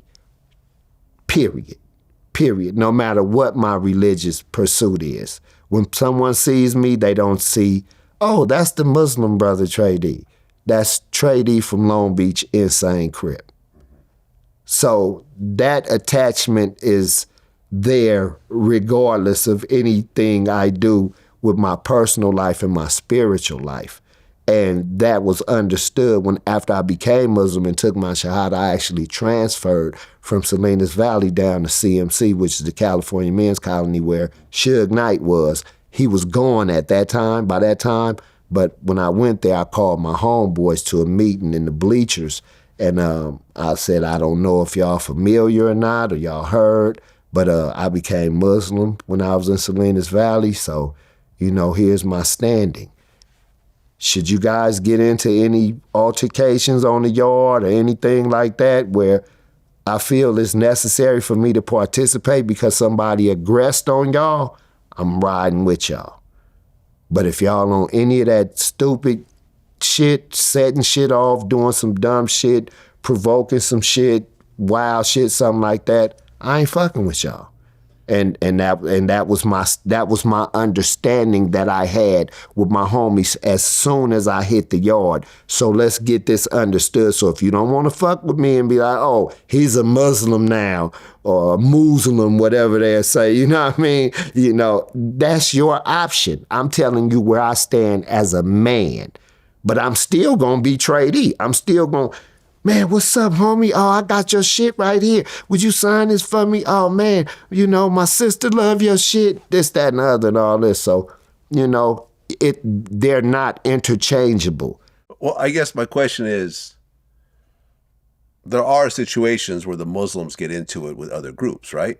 Or do they just... There could be. There definitely could be. So was there ever a situation where the Muslims got into it with the Crips? It was isolated incidents. So in that situation, would you have to pick a side? You see what I'm saying? Had it involved my car, the Long Beach car, had it involved my car, then yeah, I would have, more than likely, I would have intervened, and whoever was the aggrieved party, and had the most, weight on their side, then I'd have went with right.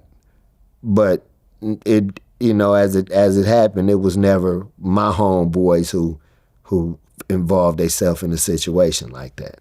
Okay. Yeah. The Eastsiders reunited last year. Right. After how many years? 22, I believe. After 22 years. I've never even met Goldie Loc. No. I don't think. Have I? Right. I don't think I have. We may have been in the same room. I don't think so. He's never been on the show. Right.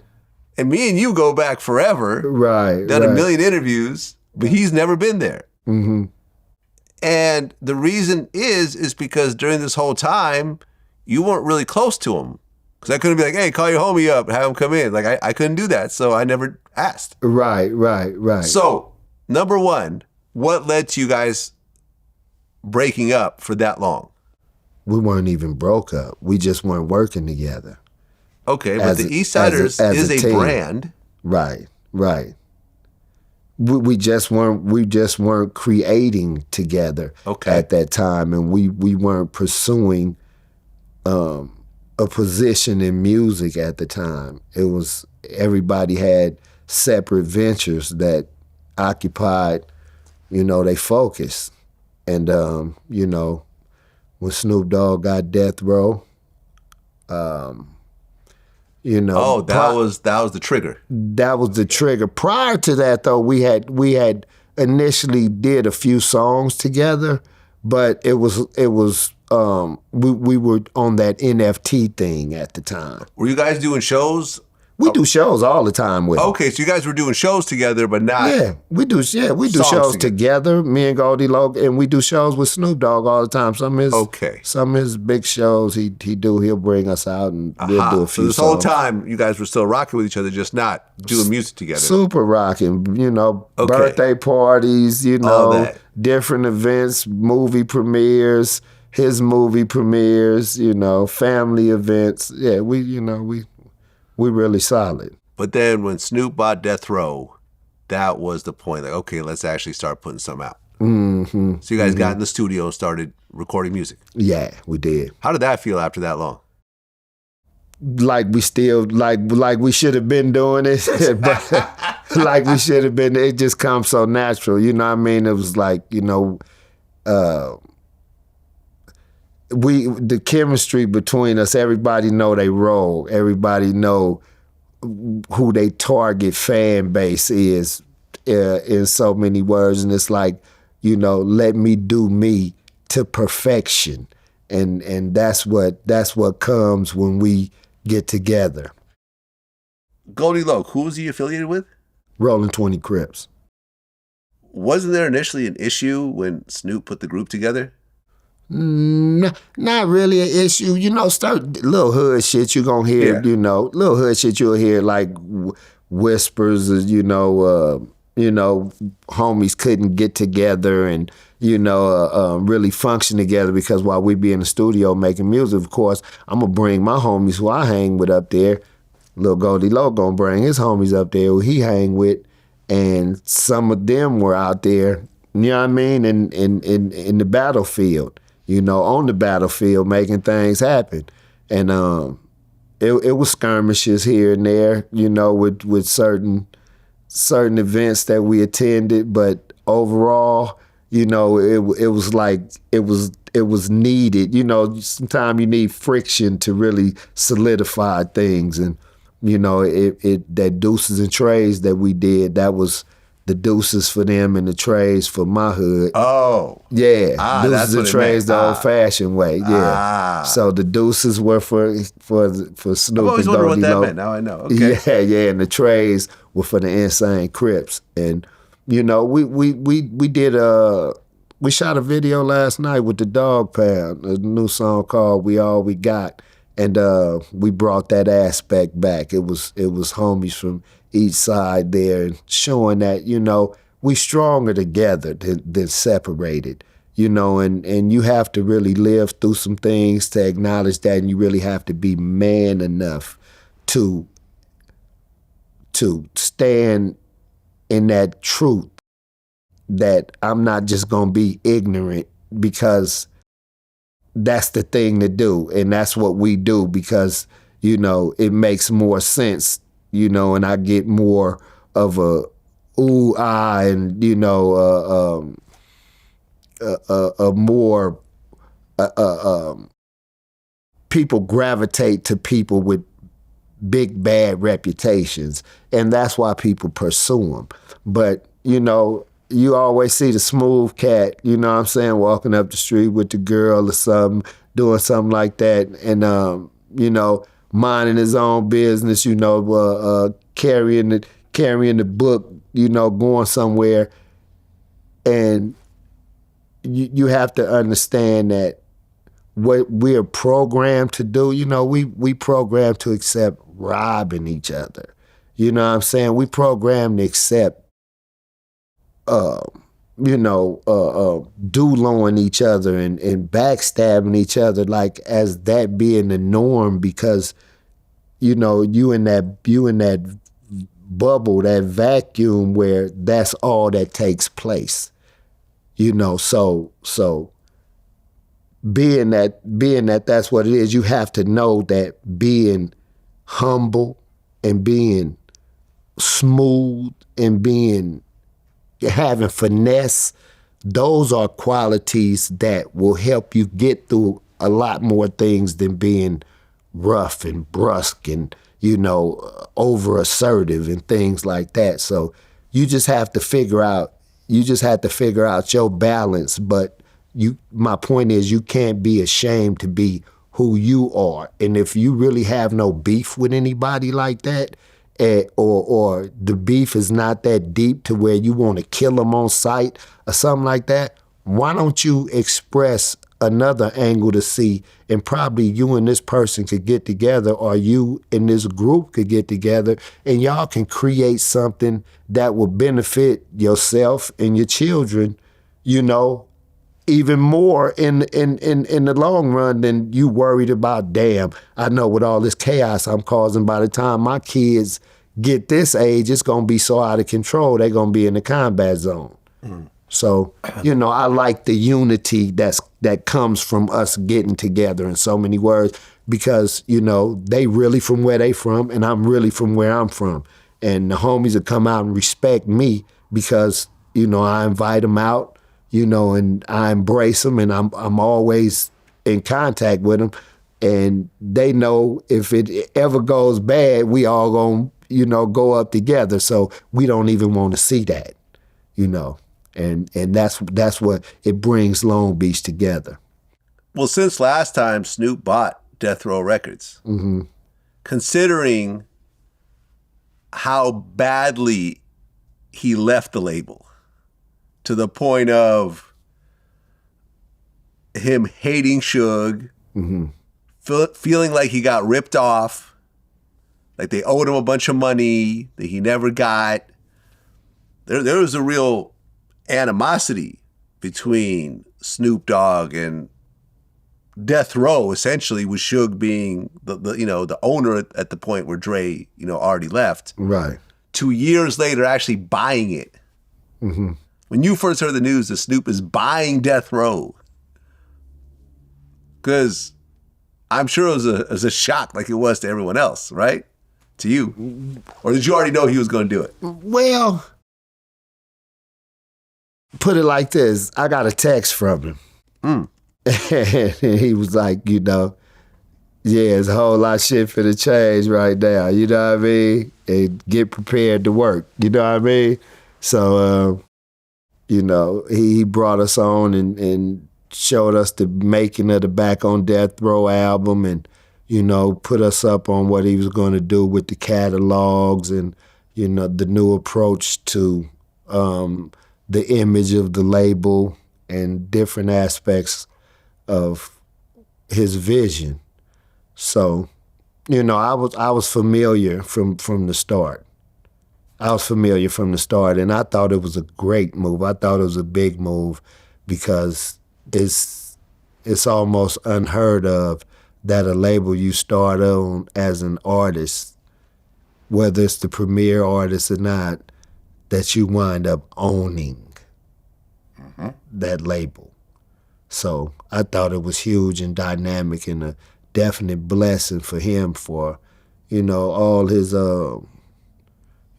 his stick-to-itiveness, his assiduousness, his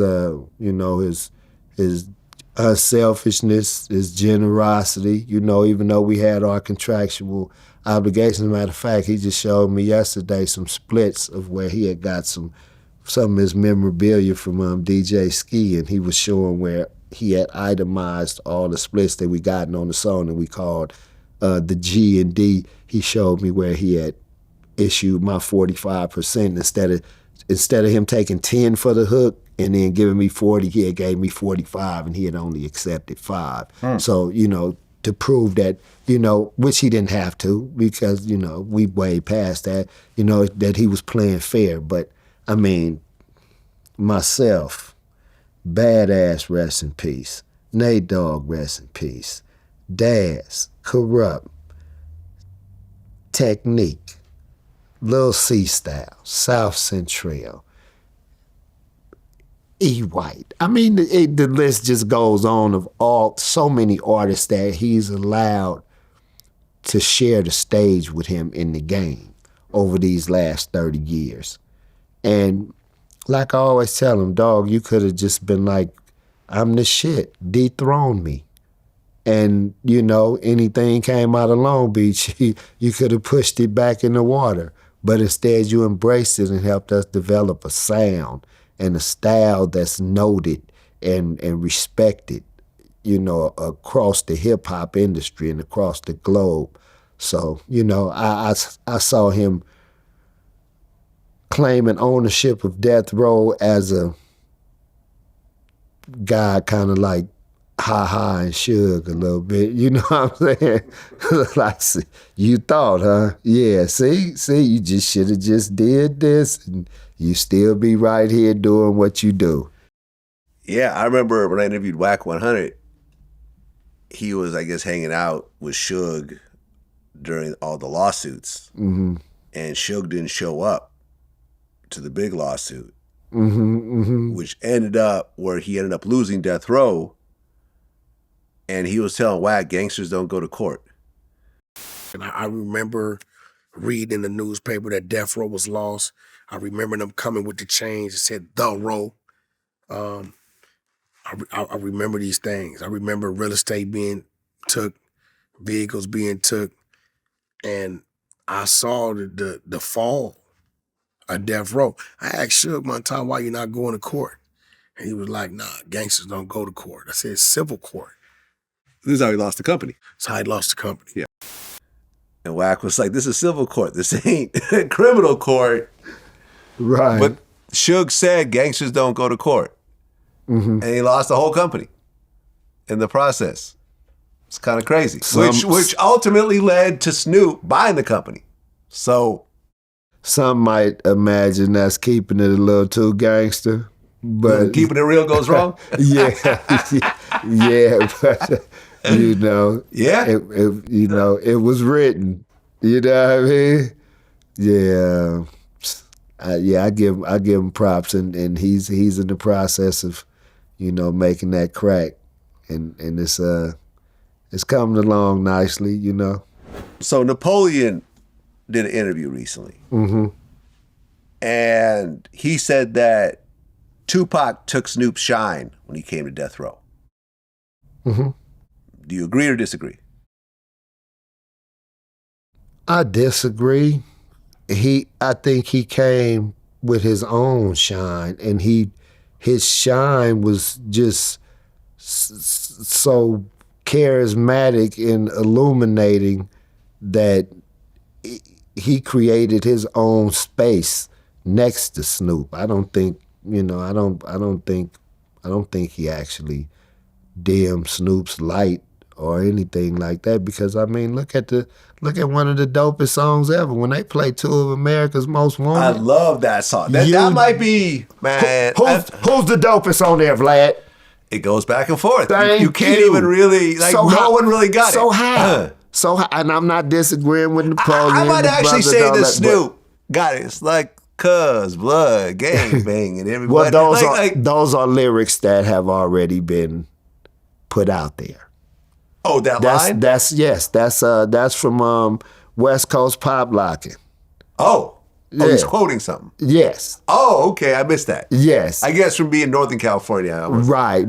Yeah, and that's one of the songs like back when Batarram and all that shit was out. You know what I'm saying? I never knew this. Yeah, that's back from those days. It's like cuz, blood, gang banging, everybody in the party doing dope slanging. Yeah, that's paper in this game. Yeah, so but he took just that one and then he added his own lyrics to it, but he's good for that, quoting like famous he was bars in hip-hop. Snoop was the first one in hip-hop to redo hip-hop songs. Sure, certainly was. Lottie Dottie and then the Vapors had never been done before. Not in hip-hop. In rock music and country, yeah. All day long. No, because they would say you was biting. He was biting. Yeah. Exactly. Yeah. He broke that mold. He I'm not biting. Did. I'm remaking. Yes. And give him props. And they love him for that. I was at a party where I was at one of him and his wife's birthday party where Slick Rick performed live. He came and performed live. And it was remarkable. You know what I mean? But yeah, they love him for that. I'm sure they love him for that. I'm sure Biz Markie, rest in peace, was overjoyed that he did it too. Absolutely. Right. Well, Suge, in one of his interviews, he criticized Snoop and Daz because he claimed that they allegedly did a song with Big Dre after Tupac died. And Dre was one of the dudes in the car with Orlando and Keefe, allegedly. Mm-hmm. You know about this? Not at all. Not at all. I guess Dre had a label or something and he got them to do a song or something of that sort. It happens. Never knew it, never heard of it, never even heard the name of Big Dre until till they took Keefe D off the street. Yeah. I feel you, man. I mean, I don't know whether this is even true. Mm-hmm. Suge throws a lot of stuff out there. I think I got mentioned by Suge a few times. I think he criticized me over this, that, or the third. Right. I think he was talking about my Tupac mixtape. And that mixtape was actually co-signed by the Tupac estate. Yeah. They actually had me advertise Machiavelli clothing. Okay. In the when we ran the CDs and everything. Oh, that's dope. So we were good on that mixtape. You know what I'm saying? Yeah. Not that I made that much money off it anyways. It was a mixtape. You know what I mean? $3,000 maybe. Yeah. It didn't keep the lights on all year. Huh? Yeah, I mean, listen, Suge is going to be Suge, and he's in prison for a while, and he's doing his podcast, and it is what it is. Yeah. Well, Special Ed, he did an interview on Drink Champs, and he said that NWA brought destruction to hip-hop. Mm-hmm. What do you think about that statement? Well, they brought more prominence to hip hop as well. you know? Yes, they did. I mean, they just brought the glaring reality of life in Los Angeles County, California. They found a way to articulate it and make it entertaining, you know, from LA to Compton, stories, you know, Watts, you know, and they did a wonderful job of it, and it just resonated throughout the globe. That's why our coast and culture is the more imitated around the globe, because it's you feel the tragedy and the triumph of of being a notable in the city. You know what I'm saying? And that's what pretty much everybody's trying to be. You know, whether you're dope dealer, the best basketball player, whatever, you striving to reach that peak. And I don't know, it might be that the cost of living is so high out here, and and it's just it's a lot of different dynamics that that make our story more, that resonate more, and it's more personable. So I wouldn't say brought destruction to hip hop. It brought awareness, more awareness about our lifestyle out here in California to hip hop. It kind of exposed, the police, how they get down to to the world that might not have known it, was it not for them expressing it in music. They kind of put a stamp on the dress code of a West Coast artist, and I don't know, a lot of songs they made had fun too. So I mean, then they skits were immaculate. This is true. So it's like I wouldn't have went that far to say brought destruction to it, and maybe he had another angle for it, or maybe it was for attention. But I've interviewed him about it. I know Special Ed. In fact, the first rapper, I met Special Ed before. Yeah, he came to Doghouse before. Yeah, cool dude, man. Yeah. Cool dude. And matter of fact, I remember I told him this in our interview. The first rapper interview I ever did in my life was Special Ed at his house in Brooklyn. He invited me over. This is when I was writing a hip hop book. And he was one of the people I wanted to interview. He's like, yeah, come over. Literally sat, recorded him, and literally the first rapper ever. Yeah, he was. I was nobody at the time. I had just gotten to New York, so it was a big deal to me. It was a special moment, and I think what he was saying, and he said that he did talk to the NWA members about it, like him and Ice Cube had a conversation, and basically what. I'm trying to paraphrase what he said, but essentially what Ice Cube told him was that at the time they were just doing kind of hood stories and didn't really think very much of it. It was like they was just trying to come up with content, little local stuff and whatever else, not thinking this is about to get worldwide. Right. And then it did. Yeah. Then they had to stand on it. Right. And, they didn't know the effect of what it was supposed to have. They was just trying the strength of street knowledge, like they say. They was doing local stuff, and then it became the biggest thing ever. Yeah. And who it would have was known? the biggest thing ever. It was the biggest thing ever. And shout out to, everybody having their own opinion. I don't got nothing bad to say about the dude Special Ed, because shit, that we on the mission. The mission, that was hip hop. I mean, I Got It Made had one of the greatest hip hop beats ever. You know what I mean? Yeah. Kind of find the Honda Scooters got 74. Even got a little island of my very own. Yeah, he was talking his shit. A dog with a solid gold bone. Yeah, we was all Special Ed, so everybody got an opinion in hip hop, though, Vlad. Like everybody got an opinion in the world. You can't live off the opinion of others. Exactly. You can't, or you'll find yourself in a box scared to move, because it'll be like, oh, he might not like this. Oh, she might not like if I do this, or and it's like, shit, fuck that. Do what you're comfortable with. Be yourself. Stand in your own truth. And now look, these dudes from Compton, since our last interview, did the Super Bowl. Dre, Humongous. Snoop, Kendrick. 50 Cent. Yeah, but I'm talking about West Coast. Oh, gotcha. LA guys, Compton, LA, Long Beach. Got you. Southern California doing the biggest stage in America. The biggest Super Bowl stage. halftime show. Mega. To go from local street, Gotcha. entertainment to the biggest stage in the U.S. Mega. That's saying a lot. That's saying a whole lot. That's saying a lot. And shout out to the genius of brother Jay-Z. Yeah, who put it together. Yeah, shout out Exactly. there. We're going to give credit where it's due all the way around. That's why I don't really engage with the whole East Coast, West Coast thing. You know what I'm saying? Because there's no mutually exclusive. This is all hip-hop. You feel Right. where I'm coming from? So, it's always people that's involved that you don't even know about. That's you don't have no idea where they from, and they can be helping to further your career or further the culture. So you have to appreciate everybody for what they bring to the table. Well, you said that West Coast rap is marginalized. Mm-hmm. They won't push you like they'll push Drake or Nas. Right.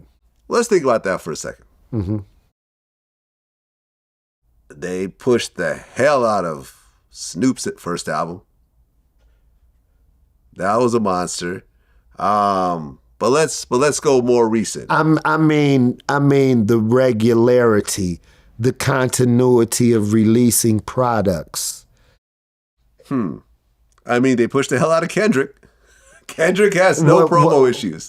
How many albums do you hear from West Coast artists yearly or every other year? You're not gonna hear no West Coast artists drop. Well, okay, well, let's see. TDE puts out a fair amount of projects. Schoolboy Q had an album recently that got pushed When was his last album? some years back, but that's not on them. Some I mean, years if back. you want to choose Go to another artist. YG, When was the last time he put out an album? but is that on Years him? back. Is that on him or on someone else? That's on him, Well, right? Not He could really. drop more often if he wanted to. Not really, because they tell you when to drop within the machine.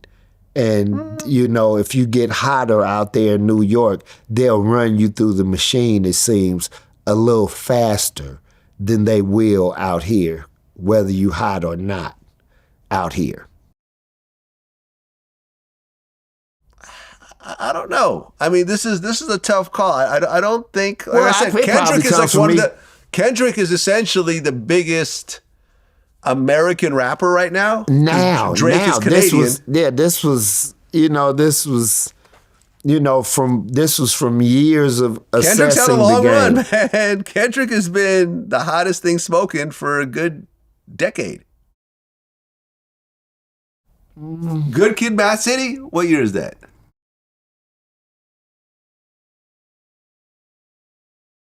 That was 2012. That was 12 years ago. Yeah. For 12 I was in the years, joint when he's that came. been, Section 80, people weren't really checking for that. He was still underground. But I'm saying, since Good Kid, Bad City, when he was signed to Aftermath, Interscope, he has been on a run where he doesn't miss. But how often giant does he record. release? But I think that's on him. I projects? think you're not gonna push Kendrick to put out something when he's not ready. Okay, that might be See the what I'm thing. saying? That could be. That could. Pimp a Butterfly came out 3 years later. Damn came out 2 years after that. Mm-hmm. I think Kendrick's on his own timetable. Think about it. How many That Grammys? could be. He's got No, like 10 Grammys at this I'm point. not disputing Every that. time he Yeah. puts out, Yeah. no one complains. Right. No, I wouldn't dispute that. I'm just saying in the sense of how an artist from the East Coast, when they get hot, then they're on everything. They push them into everything. They really get behind them and magnify them. But out here, it's a little bit different. You have to kind of like create your own notoriety in the game. Besides Kendrick, we can't look at Kendrick as the example for how they treated West Coast artists. Kendrick is exceptional. You have to acknowledge that. But I mean, for, you know, the standard artist that comes out from out this way. I always forget to ask you this. Mm-hmm. Did Kobe meet Vanessa at your video shoot? Yeah.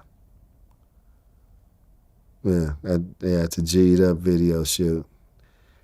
I don't know if he met her there. Let me clarify that for motherfucker. You lying, motherfucker? No, we not even gonna go there. She was in our video, and she was in the back of the 6'4". You know what I mean? Doing it like they did it back then. You know what I mean? Peace and respect to the sister. All praise. You know, due to Allah. You know, good. Kobe was a good person. He was a good dude. So I won't try to belittle him or his wife or their beautiful children or, you know, the tragedy or nothing. But she was part of our video.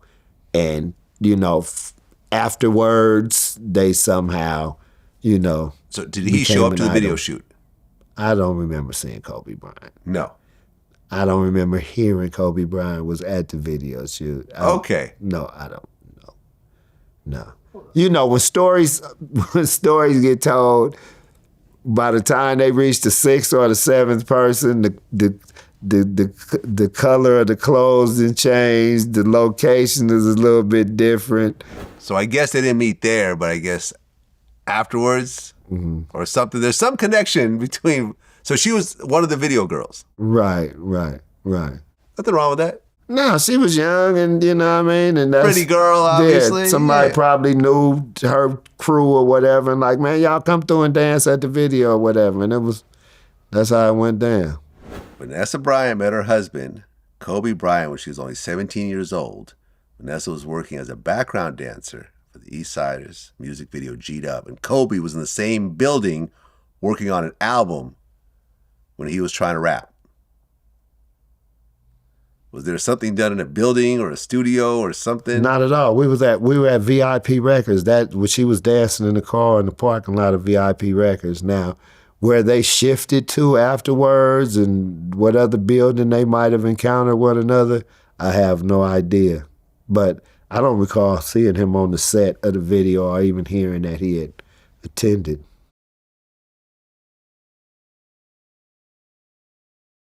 Yeah, I'm trying to look this up as I'm talking to you. Yeah, I mean, there's just a few articles about this. Now, it's not like New York Times or anything super official. Right, Wall Street Journal. But they did say Vanessa was 17 at the time. Not to say there's anything wrong with that. You know, it's not like she was doing anything inappropriate. She was just a girl. He was in his young. I think he was in his he was about the early same age. He was 20s like at the 18, time. I think, or something. Yeah. 19 maybe. Yeah, he was young. He said, when we were done filming, I would go to my trailer and I would ask myself where she was. But he wasn't in this video. I would leave my trailer and I'd only want to talk to her in between takes. She wrote down a number, and that time people to write down their numbers. He might have been at that motherfucker, man. Was he in the music? There was so many people at the video. Like, damn, it wasn't as many as, you know, Snoop's first release. You know, when he dropped when they dropped Doggy Style. But it was a whole bunch of people for the video. So if he came through there and it happened like that, but I don't see this picture was supposed this. Him having a trailer. Why? It wouldn't make no sense for him to have no trailer there. We had no basketball, you know, sidebars or, you know, snippets of nobody shooting baskets or nothing. It wasn't. Yeah, I'm trying to figure this out. Yeah, why would he have a trailer there? Why? It wouldn't make no sense for him. He didn't even appear in the video at all. Why would you get somebody a trailer and they don't never show up in the video? That's kind of ridiculous. This is the only article. Yeah, somebody embellished the story. Yeah, I guess the time he was 20, she was 17. I guess that's when they met, and you know. Somebody embellished the story, you know, took liberty with a few facts and, you know, put their own clothes on it. They said it was love at first sight. I don't know. Like I said, this story is getting kind of fuzzy as I try to look it up. Like him in the trailer. First he's in a trailer, then he's in a studio. Like he's not in the video, she's in the video. I don't know. The whole thing is fuzzy, but there is some sort of connection with you and the Kobe and Vanessa story. Right. There is something here. Right. And he's one of the greatest players ever. So ever, man. Rest in peace. Yeah, exactly. So I'm just, I just take that 6 degrees of separation. And there you go. And they actually, since our last interview, they put up a statue. At the crypto arena. Yeah. Of Kobe. Yeah. So Mamba, the Mamba statue. Exactly. Yeah. Well, that's how we're going to end it. Trey D, man. For everyone's been asking, thinking we had some sort of beef or, you not rocking with me. What nonsense. Silence makes people draw conclusions. There we go. When they have nothing to go on. Exactly. But y'all see that ain't the case right now. That ain't been the case because like you say, we've been hollering ever since then. We talk throughout the year, every year. You know what I mean? We hit each other up. Right. We chop it up, and you got the new album, Malice, one of my members, Cyberdyne Model 1019. He said Malice was another classic. Appreciate That's that. That's a comment that I'm seeing pop up right here. Appreciate that. And I agree. Another classic. If you're a Death Row fan, an Eastsiders fan, a Trey D fan, you got to check out this album because it really brings back the feel of that, Murder Was the Case era, 21 Jump Street era, Above the Rim soundtrack era. That's what it really brought to me when I listened to it. That's dope. Shout out to everybody that helped make that possible. You know what I mean? Shout out to my wife. Most definitely, she co-produced the album with me, you know what I mean? And, she, as far as like overseeing a lot of things, the technicalities and the legal aspects of it, I had a lot of support doing it. I had a lot of fun doing it. And, I just hope people just appreciate it, bump it for what it's worth. It's music, it's entertainment. You know what I'm saying? Just enjoy it, man. Stay up, stay peace. That's what it is. And I just want to say, every time I've seen you, you've had your wife with you. Every single time. And I really love the relationship that you guys have. It's really like relationship goals as far as I'm concerned. You guys have always rocking with each other, always around each other, always happy, always smiling. I've never seen any sort of tension or argument or some of these couples that every time you take them out, you wish you didn't go out with them.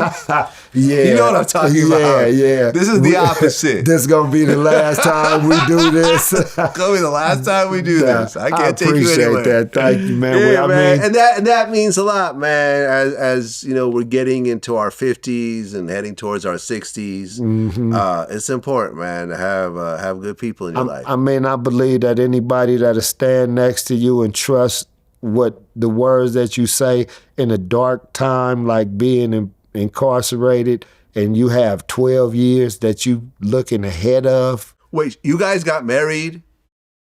When I came home. We got married when I came home. But we have a daughter that'll be 26 in July. Okay, so she got pregnant before you went to prison. Yeah, we had the kid and everything before I went to prison, like years before I went to prison, but we weren't mutually exclusive at the time. I had another arrangement. But the baby mama thing, it was deeper than that. With me and her, we always had like a tight bond when we got together, and anything that we approached, it was always like from a position of we wanted to make the best for one another. And then when she got the deal with Snoop Dogg as a Doggy's Angel, that wasn't based on me. That was based on her talent, but us being in that proximity and us having a child, that got to let me, that allowed me to get to know her a lot better as a person because we were around each other going on tours and things like that. So when I went to prison and she decided, to accept that, I told her, when I came home, it was just going to be me and you, no other women, no other bullshit, whatever. She trusted that, and she walked off that whole sentence with me. You know what I'm saying? No glitches, no stumbles, no nothing. So I feel honored to obligate her. I feel honored and, that she obligated herself to me and for me to honor her with, fidelity, monogamy, trust, all those things. I'm just showing her that she didn't invest her time in vain, and that gives her, more comfort to know that, we really solid like that, and it's unbreakable. I love it, man. I really love it. Yeah. Trey Dee, man, let's not let 4 years go by. Nah. For another one of these interviews, man. That's right. It's always a pleasure and honor, man. It is. I really have always rocked with you. You've always rocked with me.